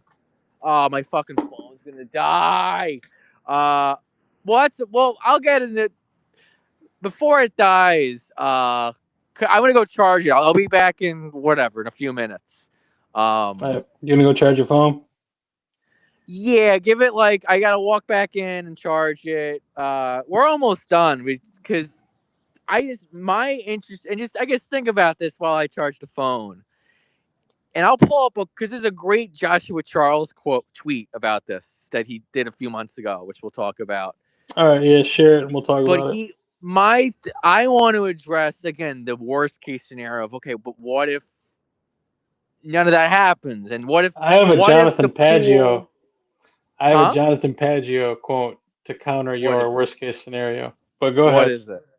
No, you'll know. Well, If you're gonna share save it. that All one, right. share that one, and we'll talk about it on the podcast. Well, we're gonna that's a cliffhanger. All right, we'll It's be a back. cliffhanger, baby. Yeah, see, you got it. I'm your right. co-host, sir. There we go. Yeah, All right. I'll text you in 30 minutes. All right, brother. All right. Talk Bye. to you in a bit. Bye bye. Hello? Hello? Yo. Can you hear me? I can. Can you hear me? I can hear you. You can? Yeah, I can hear you, Uh, buddy. all right. We Here we did it. go. We did it. All right. Part 5. Last part. What was the Jonathan Pizzo poll you wanted to share with me? It's a YouTube video where he talks about the margins. And what do you have to say? Just like, how you keep talking about the exceptions, Yeah. where he talks about a society obsessed with the margins. Okay. That's it. That is an interesting point. I guess I know we're jumping right back into it because the last thing we talked, and I do want to move on from it because it is a dreary topic, and it's like there's other shit to talk about that one can No, I talk mean, about. like, we can talk about whatever. Oh no, I don't I mind. want to move on. I find it dreary. It's like, oh god. Like that is where I do think you're kind of right about the whole big internet thing. It's like once you kind of have your group of weirdos, it is probably good to like if you meet a group of incels, right? You probably like other things that isn't just complaining about women, you Yeah, know? So go talk about those things, you know? yeah. So that is actually a real point of view I have. Um, but yeah, to finish, I mean, I found the Joshua Charles post. I guess a lot of. So his point of view, as is mine, is very soon there's just going to be a lot of unmarried men. That's just baked in. The question is what to do with them rather than like, because once you talk about no, but they're choosing to be unmarried, it's like, well, that's a different discussion, you know? Um, Yeah. Because my thing, I'll repeat because I actually do forget what I said. But yeah, I guess it's that. It's like I guess your belief is that like marriage will just inevitably perpetuate itself, right? Okay. People like each other, man. And it's like, like there's things we can argue with in life. Like I said, the famous line is reality always reasserts Right. itself. And it does eventually. You may just Yeah. not realize it at the time that it's happening to you. You can be so dead set on your opinion one day and then something happens. That's the grand illusion, man. You think you're in control and you think you got it all Right. figured out, and the Lord says, ah, ha, ha, let me tell you Right. something, buddy. But see, You know?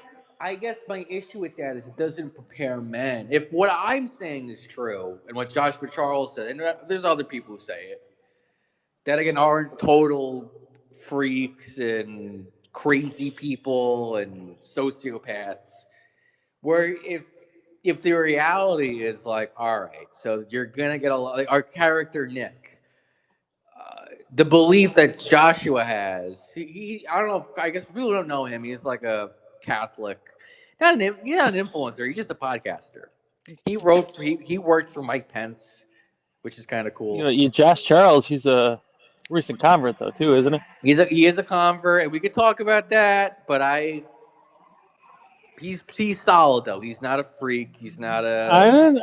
I'm just saying, man. I'm just Eh. saying. But his view is and it was an amazing because it's the first time I saw someone really talk about this, where his post is being. I did find the post, but I guess I could read it. It's from February 26th.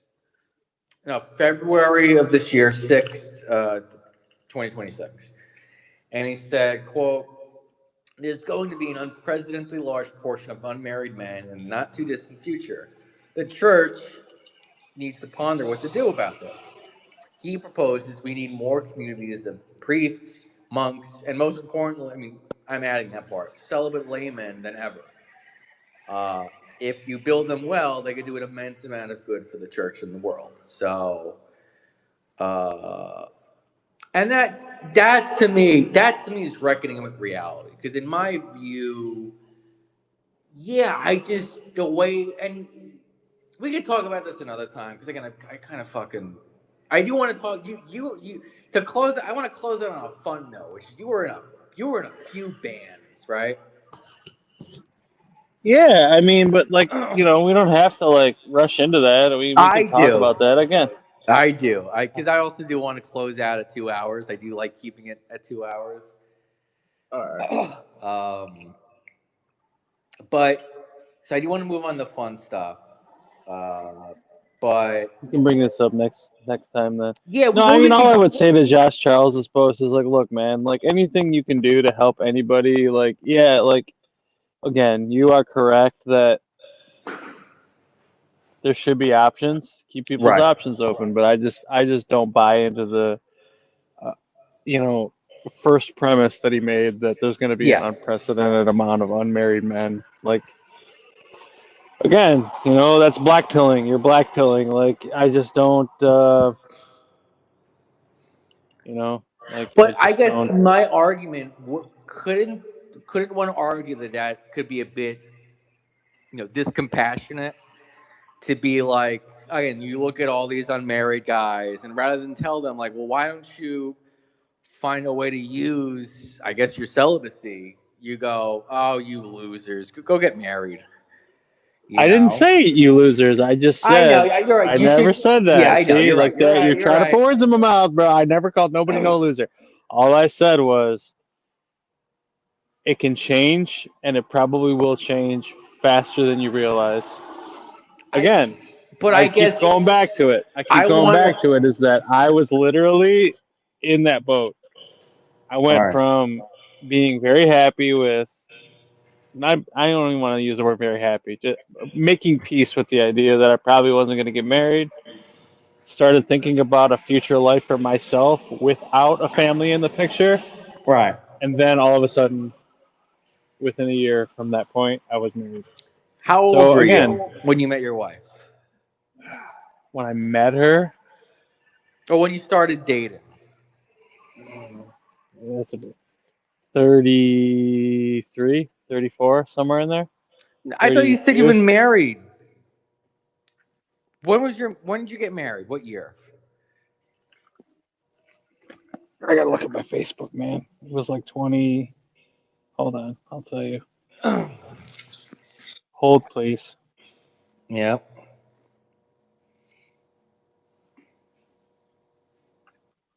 You're making me log into all this bullshit, bro. I know. See, that's big internet, and that's gotten worse, believe it or not. Which is interesting. That they've added all these like encryptions, and it's like, see, you didn't have that before, you know. Yeah. So I know there's a picture of you in a hardcore band in 2007. Something like that, yeah. 2007. So, yeah, I guess my argument would be it might be more compassionate to address, I guess, what these guys think is a real issue versus saying, no, it'll go away. That's my perspective. I mean, yeah, you can, again, like, you can think it's a real issue. I thought it was a real issue too. Right. But issues change over time. They work themselves out. Sometimes they don't. Well, the dad is going to show up no matter what. I think, like in 10 years, we'll know the answer. And I guess at that point, then the debate becomes, okay, why did these guys never get married? And it's like, oh, they chose it because of the red pill or blah blah blah blah blah. But I think we're gonna know. I mean, no matter what, Yeah. Because you told me you got married 9 years ago, so that would be 2017. Sounds about right. Maybe 2017, 18, maybe But when 19. did you meet her? Like when did you start dating her? So meeting and dating is different. It was like right in that time period. Because like again, I was still arguing with my ex. It was in Okay. that area.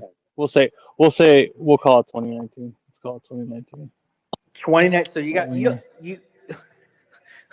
What's your anniversary? What's the day you got married? The day I got married. Oh, this is fun. This does sound like a woman complaint. He doesn't even know when we got married.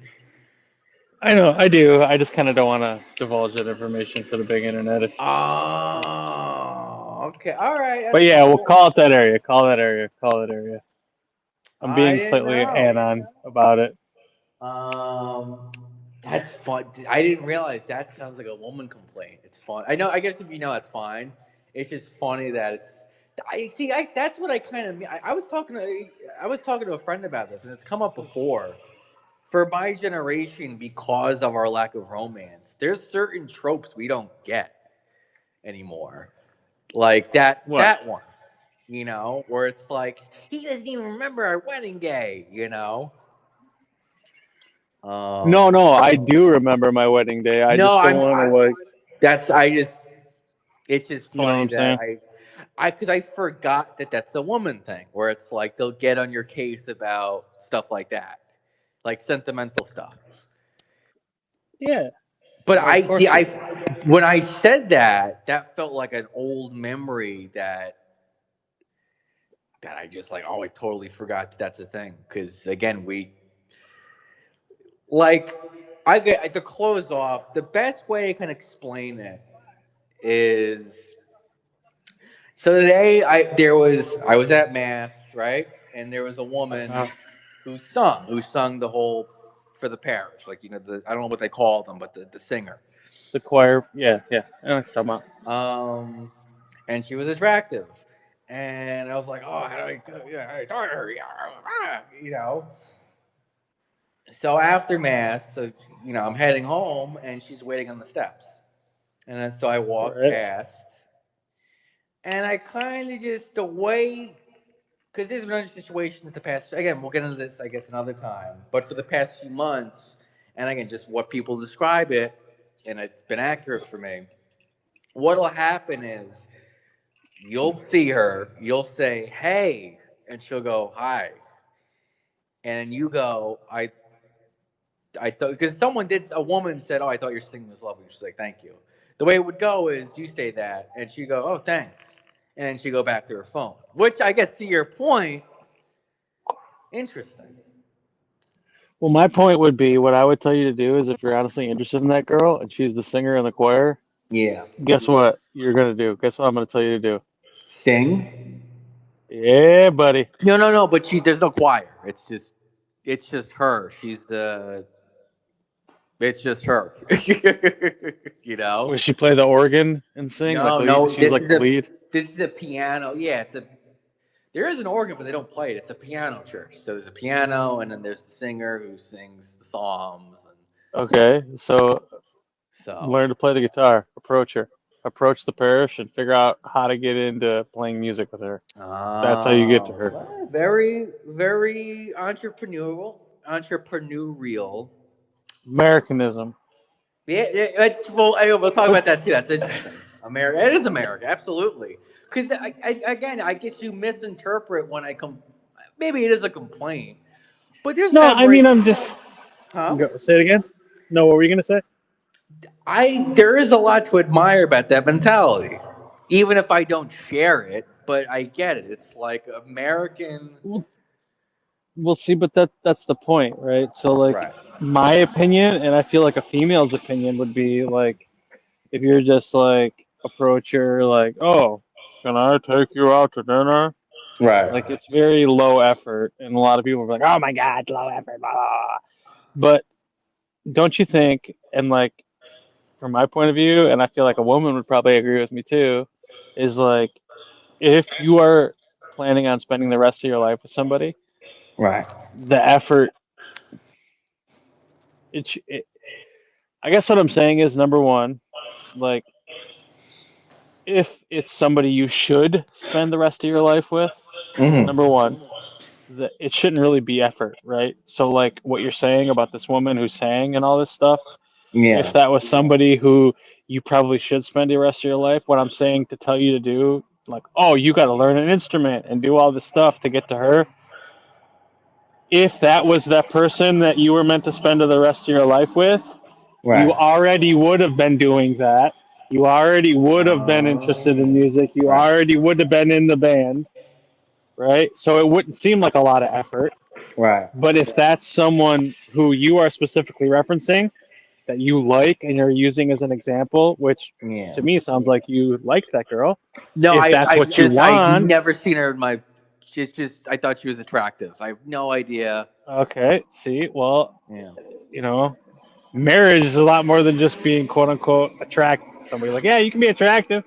And like maybe, and it's not a hurt. Maybe you want to get a drink, maybe it will work, but 9 times out of 10, probably not. But not to say, that's where you get into shoot your shot, quote unquote. So I don't blame you for shooting your shot, I for didn't shoot sure. any shot. I walked away. I was like, I'm just Oh, okay. because there's like Well, I I've mean, been. you talked to her.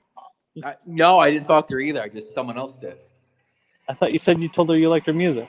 Someone else did, and I just was giving Oh, an you didn't? example Well, then you didn't even shoot your shot. because the example I'm giving is what would happen if I did would be a very quick like, oh, thank you, and then back to her phone. To your point though about the big internet, she has the phone to distract her, right? Sure, but she So that's wouldn't an be that interesting easy. point.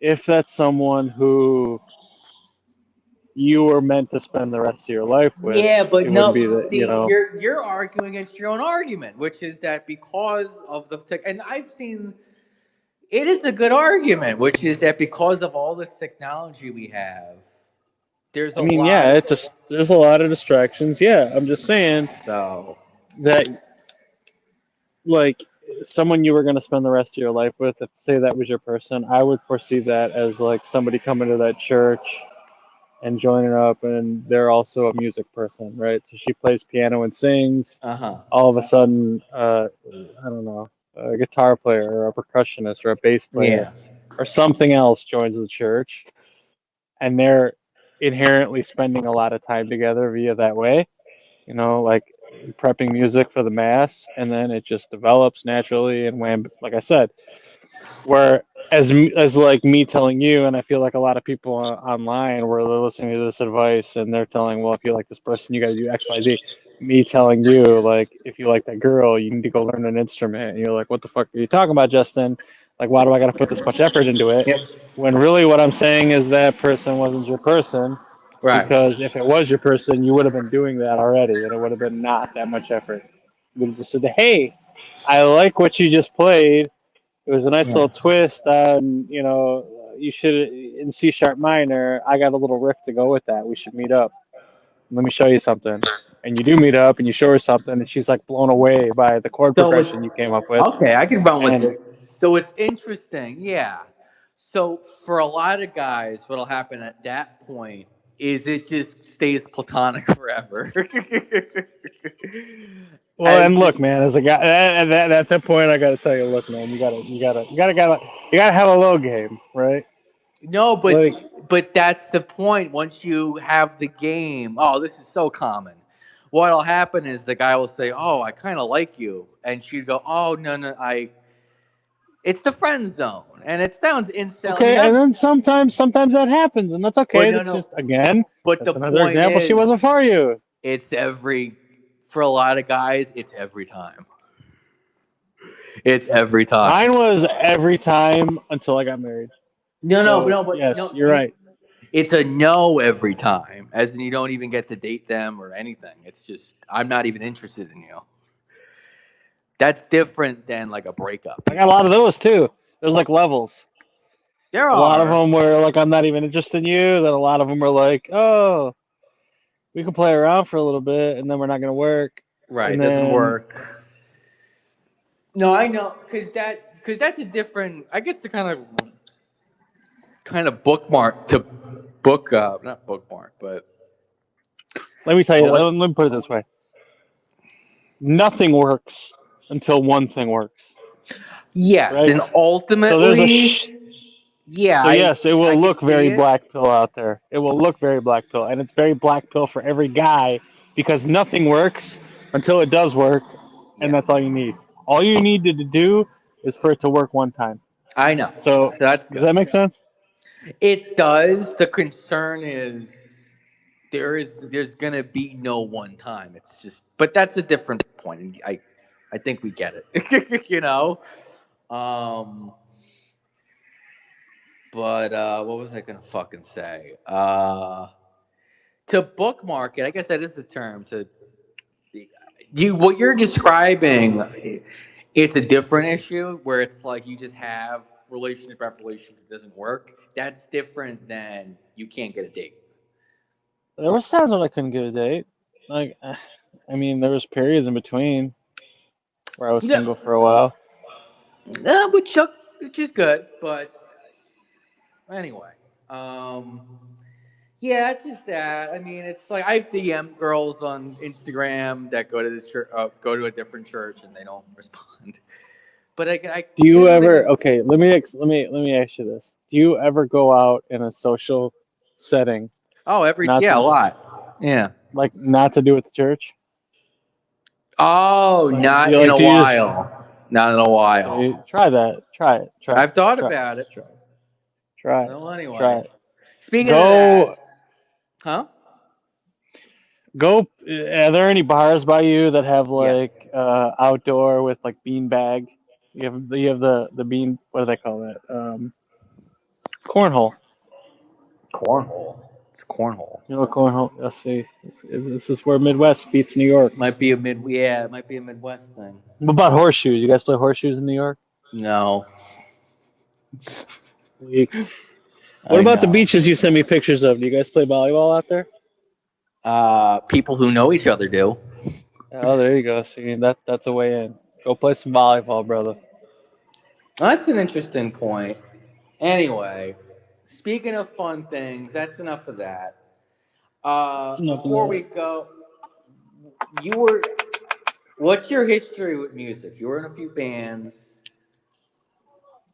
What totally random topic switch, but I realized I didn't ask you about that either on air or really off air.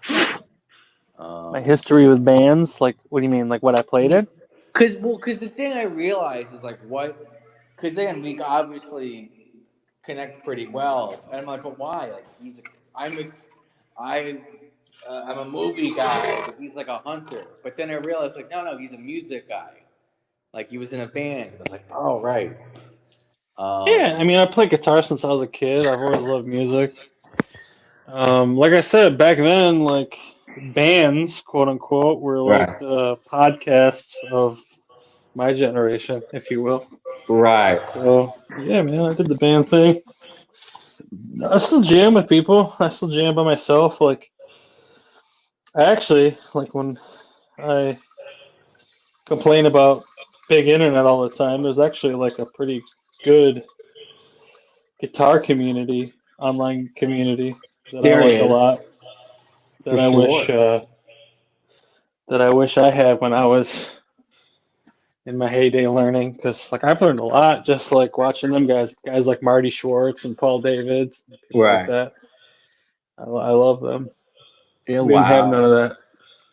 Like back when I was coming up, it was like ultimateguitar.com, and it was like somebody who wrote a set of tabs that were like sometimes okay, sometimes really crappy. Right. I remember But those days. Yeah, the guitar tabs. Um, what was your first band? my very, very, very, very, very, very first band that was Yeah. like any good was we were called the Sound of Speechless Disaster, and it was me, a drummer named Vince Bowman. Mm. It was the bass player that ended up playing bass for my good band, Brazen Fall, John Moda, Uh huh. um, and two singers. Well, one was a screamer and then one was a singer. It was Mark Myad and Larry Clark that ended up playing with this emergency that was became We Came as Romans. Oh, right. Yeah, you mentioned that. And this is like hardcore, like metalcore. Yeah, we back then we were all kind of still like learning, Mm-hmm. so we did a lot of covers. We did a lot of Atreyu covers. Like the first one we all learned to play together was that Lip Gloss and Black song, Right. and then we picked up a couple other ones, and we wrote a couple that were our own. But Yeah, most of it was just wow. like you know. So the Well, big thing we did was we played a huge are like you Larry had a house where his parents lived. Like the back of it was like a big ass empty field, right?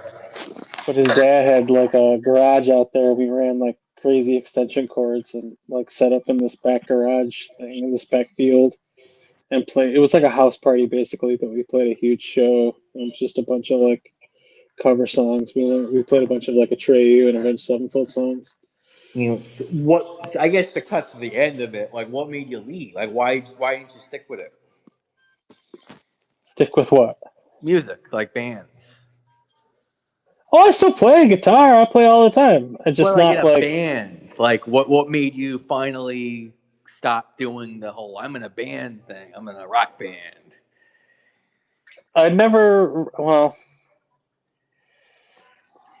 uh,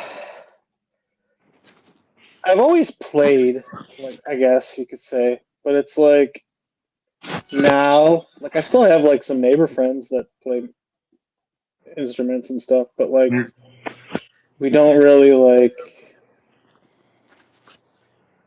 I don't know. We jam, but it's not necessarily like we're gonna go play out or do anything like that. And it's Did different people, you Did know. you ever It's release an not. album with anyone?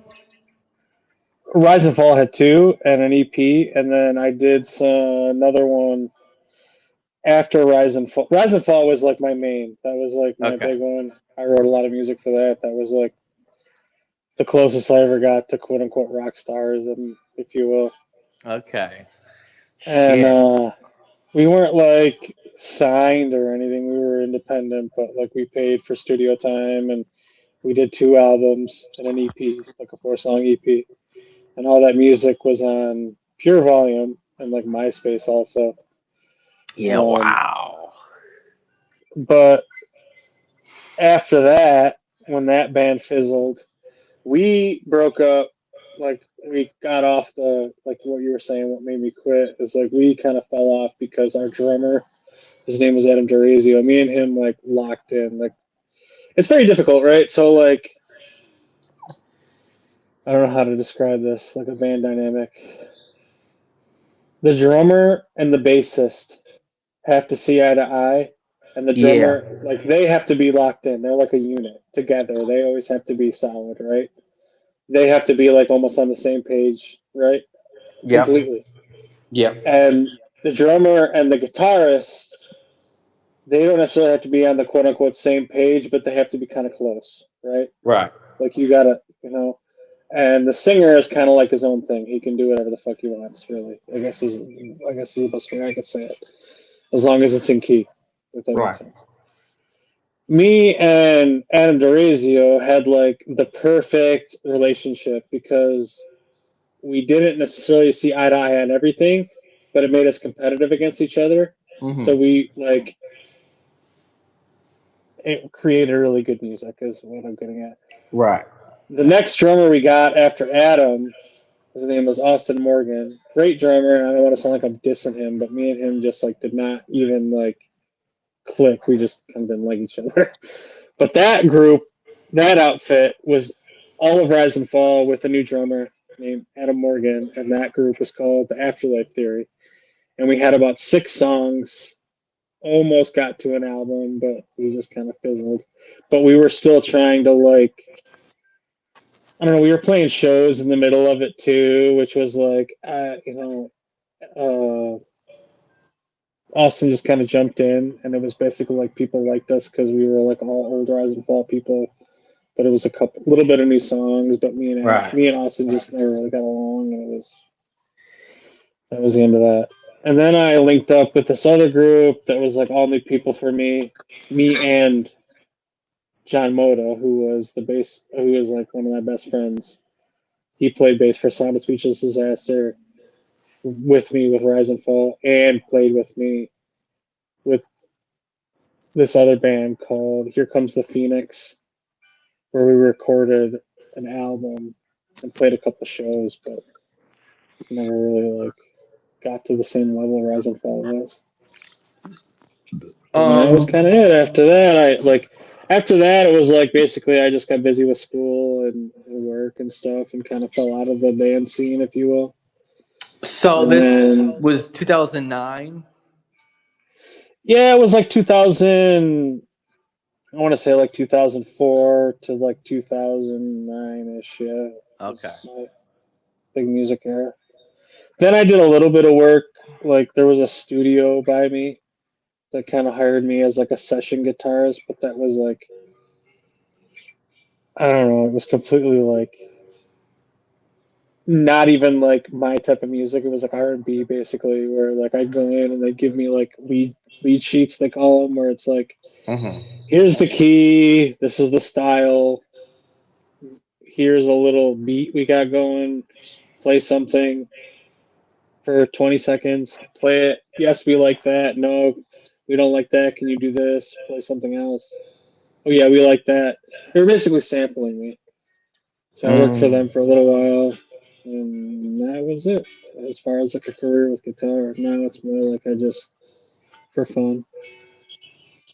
Shit. Do you ever miss it?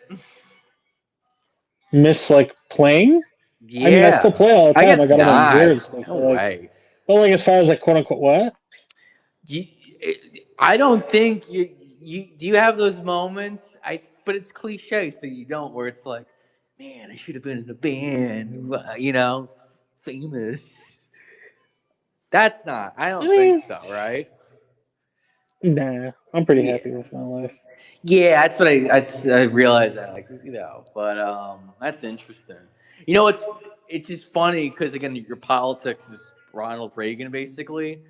The whole reason so many musicians are liberal and like Democrats is really it's super selfish in just they don't want to like they want to be paid for playing music and not get real jobs. That's true. That's totally I true. mean, I think it's. I mean, if it's a real job, it's like it's a marketing thing, dude. That's the market. Like if you Oh, can, for sure. But they want it like they just want to make it a lot easier, which I get, but they want to make it a lot easier for themselves. And you're able to do that if you have Obamacare and, all that kind of stuff.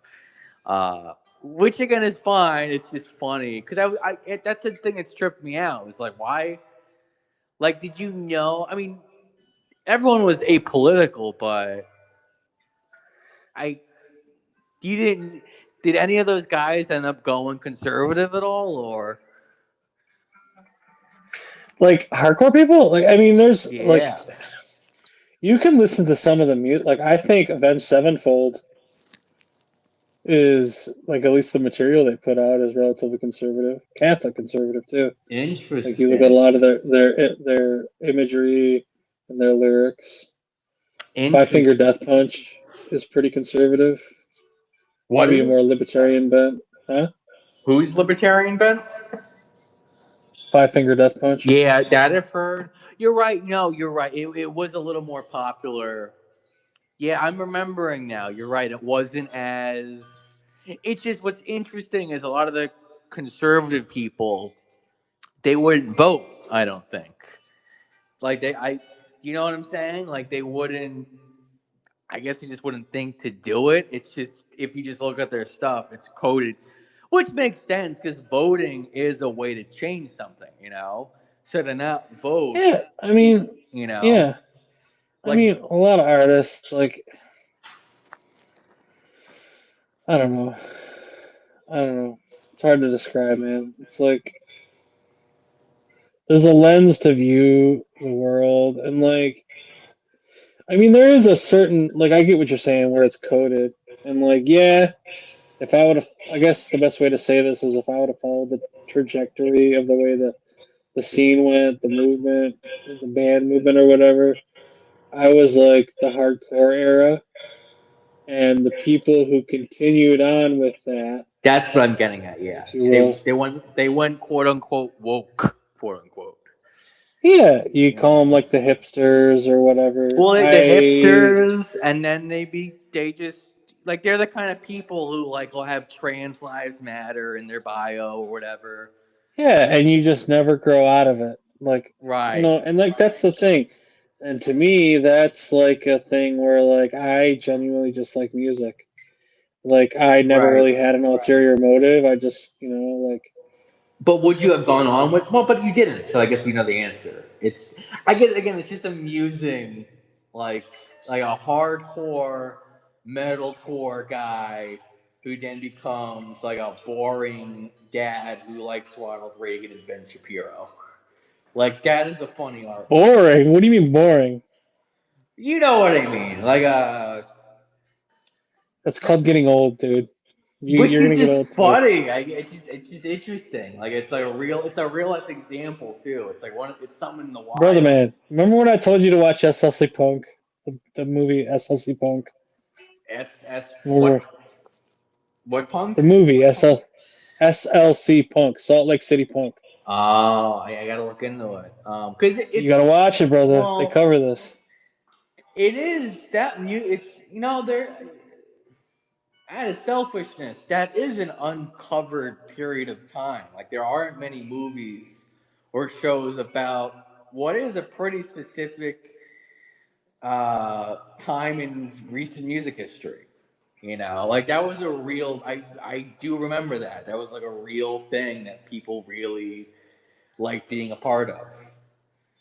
Because I was at the end of it. Like all right. So the band Asking Alexandria. I love Asking Alexandria. Perfect. That's a I whole. like that song. We could be anywhere in the world. That's Uh a huh. great tune, man. The drum intro. So Yeah, that I know them. Moving yeah on is great. right. Big That hit. that was a whole thing when I was 13, 14. 15 basically after then it kind of died away after 2013 but it's just that was a real thing that happened again it was a lot of people really There's liked still, it I mean, there's still a lot of like, I mean, it's still a subculture. It's not like it's completely dead. It's still a it subculture. is but Oh, it felt bigger back then no, for sure it was, dude. But again, this goes back into my big internet theory is right that like again, back in the day, like I said, internet was still in the Goldilocks era, so it was like right dial up, right? So if you wanted to go on the internet, you had to come home, tie up your home phone line to log on, yeah right? Because it was dial up. And you could only go on there long enough to like look at a couple things, maybe send a couple AOL Instant Messengers, and then your mom or whoever was bitching at you to get off because right she wanted to call your grandmother, which to oh me is like the yeah perfect thing that is because you went on there. Like what I would do, I come home from school, go on there, check who's online. Okay, I'm gonna go meet up with the band. Like, hey, Nick. Nick was our singer. I'm about to yeah print off these tabs, and I'll be over your house in 2 hours. Eat dinner. I'm coming over. Right. So I had a mm, 45-minute window on the internet. Printed off the tabs I wanted. The new Atreyu song we're gonna work on. Eat some dinner. Okay, mom. She's on the phone with my right grandmother. I'm grabbing my guitar and I'm walking down the street to Nick's house for right band practice. I'll be back by 9:30. Okay, Justin. See ya. That was like what internet was. yeah Where that's 2003 that carried on. I'm talking like this was like 2003, 2004. And then there was also like at these we're going to the band practice, right? There was also like all these small local shows that popped up, whether they were at like somebody's house, like in my situation with Larry. He had that big house party that was turned into a big show, or these small like back then they were called internet cafes, right? Where yes like yes they had those, but then they'd have the stages in there where like these local bands, which is basically like kind of like how they have coffee shop. Like they probably have a lot of this in New York, where like it's an open mic night with a dude with acoustic guitar. It was kind of the same theory, but it was like back then it was like a full band setup, right? Where we would go play, and then it got into where like like people were promoters. Like there was a guy that was big in the scene, was friends with a lot of bands, where all he did was he called himself a promoter, where he would go rent like a Knights of Columbus hall or a UFW hall or a Lions Club hall. You know, he'd pay $600 and you got a capacity hall for 1,500 people, and then he would run around to these different local bands that he was friends with and be like, he'd put a card together of like 6 bands and they'd play and they'd charge $10 at the door, and he'd say, okay, I'm going to pay this band $300, this band $150, this band $500, and give them free drinks, all free drinks, and you guys play your show. And then he'd pocket the rest, And that was a big thing for a while, and that went on like, we would go on deviantart.com if you're familiar with that website, and we'd use Photoshop to put all our band names and $5. Here's the address, and like every band had a high school. I mean, yeah, every high school had like one popular band out of it. It was almost like football teams, and if you had band members that were from crossover from different high schools, like I'd be going to my high school with a bunch of little, printouts of those DeviantArt line cards we made. I'm like, oh, it's this weekend, it's a Saturday at this here. Come on, I pass them out, and then you'd have 2,000 people show up at this little Lions Club, and that's what we did. That was the thing, But that was because, again, internet was limited, and you only had a certain amount of time. So, like, yeah, you go on and I'll leave your AOL message, but everybody be going to the show on Friday or Saturday. Right. And it was just to see. It was basically like a after school function, if you will. But then, yeah, now internet's out and everybody's, what is that? You're wired in. No, it's Mark. Shit. I guess the No. last question is, I mean, I guess you do. Do you think there's any going back? I don't know, man. If there is, it's got to be a conscious choice. I don't think you can like turn it off or, But I do think that like people will voluntarily. You need social interaction, man. Like, and it's got to be face to face. And I think more and more that's coming out where I'm not going to get away with this half-assed AI stuff. I agree. I hope the same.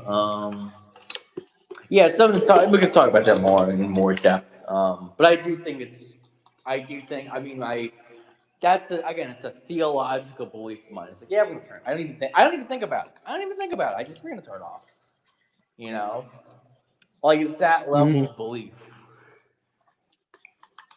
So yeah, I mean, like I was just talking about this with my sister today. Like, AI is a good tool. It's a good information aggregator. yes, but it's not a replacement. No, it's for actual true social interaction. I think. Remember that one tweet the Pope put out? Hold on, let me see if I can find it again. It was such a banger. I shared it. He like articulated it perfectly. Who did? Pope Leo. Oh yes. You know what I'm talking about?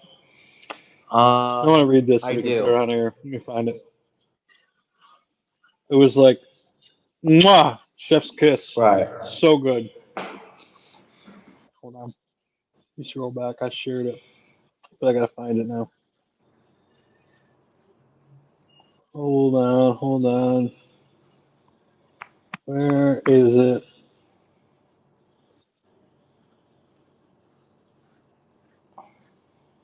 Okay, here we go. Here it is. It was so good. This Pope Leo tweet. It says when simulation becomes the norm, it weakens the human capacity for discernment.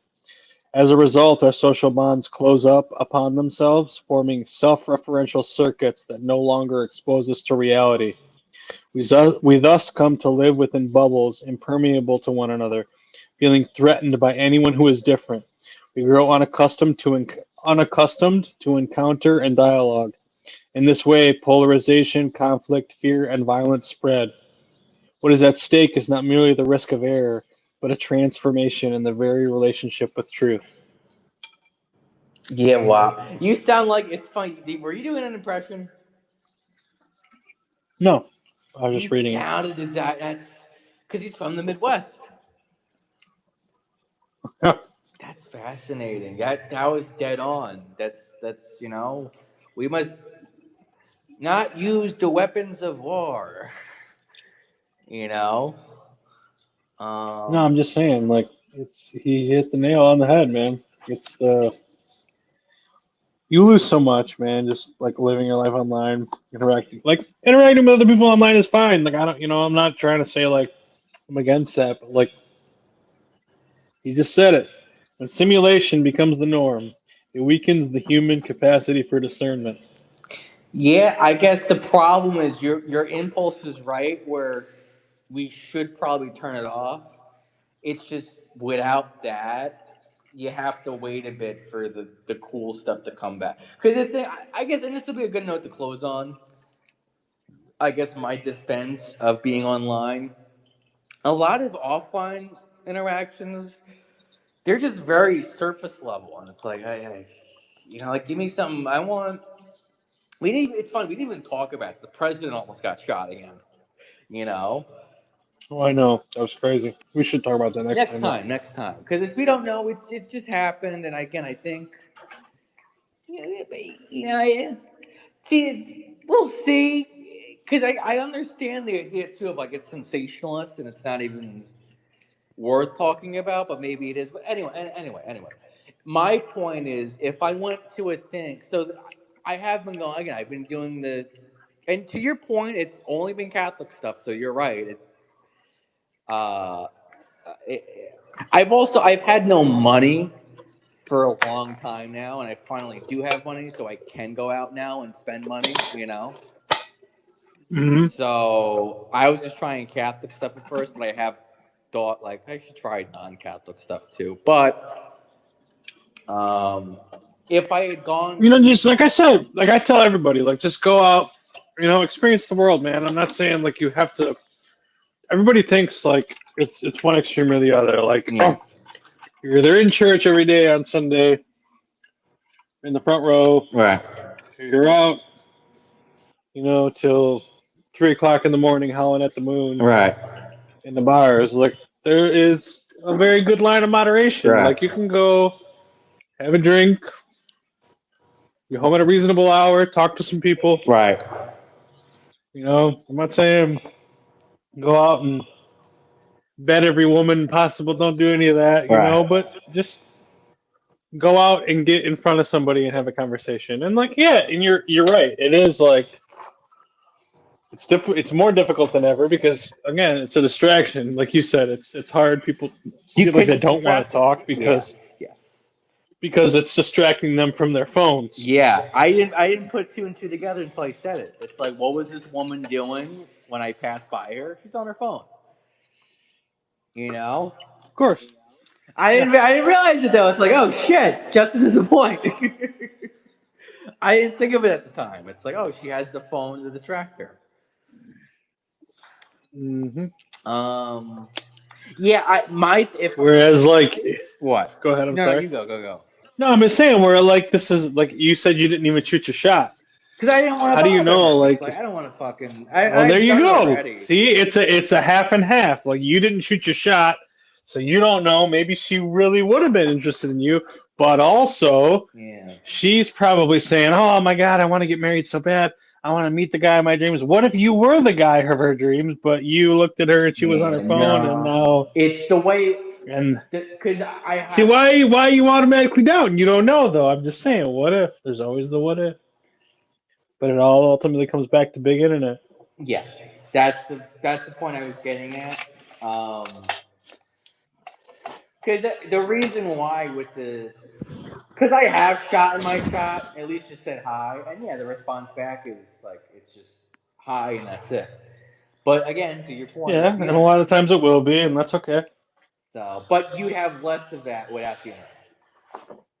I have like, oh yeah, yeah. So. No, I mean, I don't know if you have less of like rejection per se, because again, like I said, you're gonna get rejected every single time until you don't, and then you're gonna get married, right? Yeah. So I don't know if you will have quote unquote less rejection, but you will have how can I say this? The more opportunities will present themselves, right?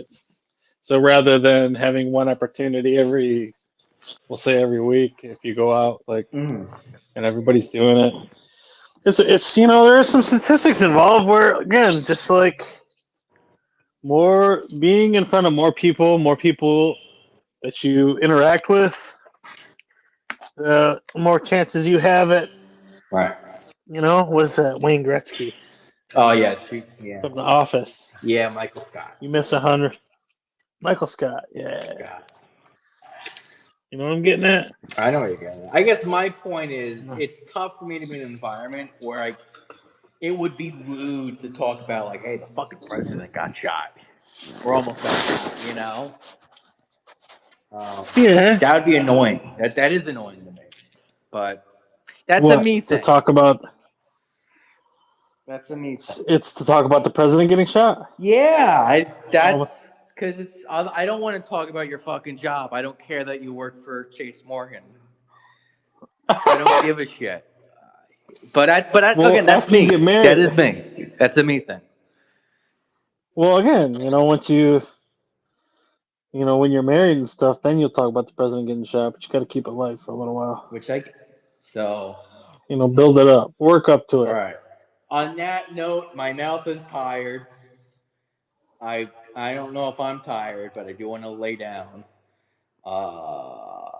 So we'll be back whenever we're back.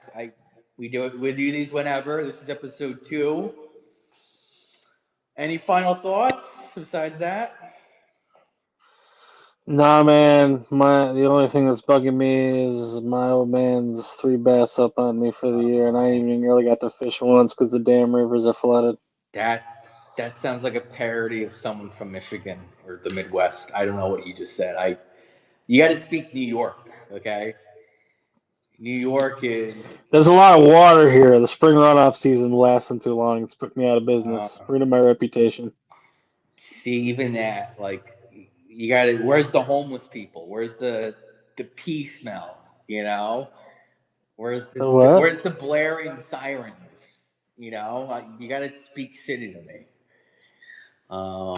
There's some blaring sirens. Oh, anyway. It's a joke, Justin. Just fucking... Thank you for tuning in. I'm going to talk to Justin like right now through text. So, but we can't text you. So this is it. Have a good day or night.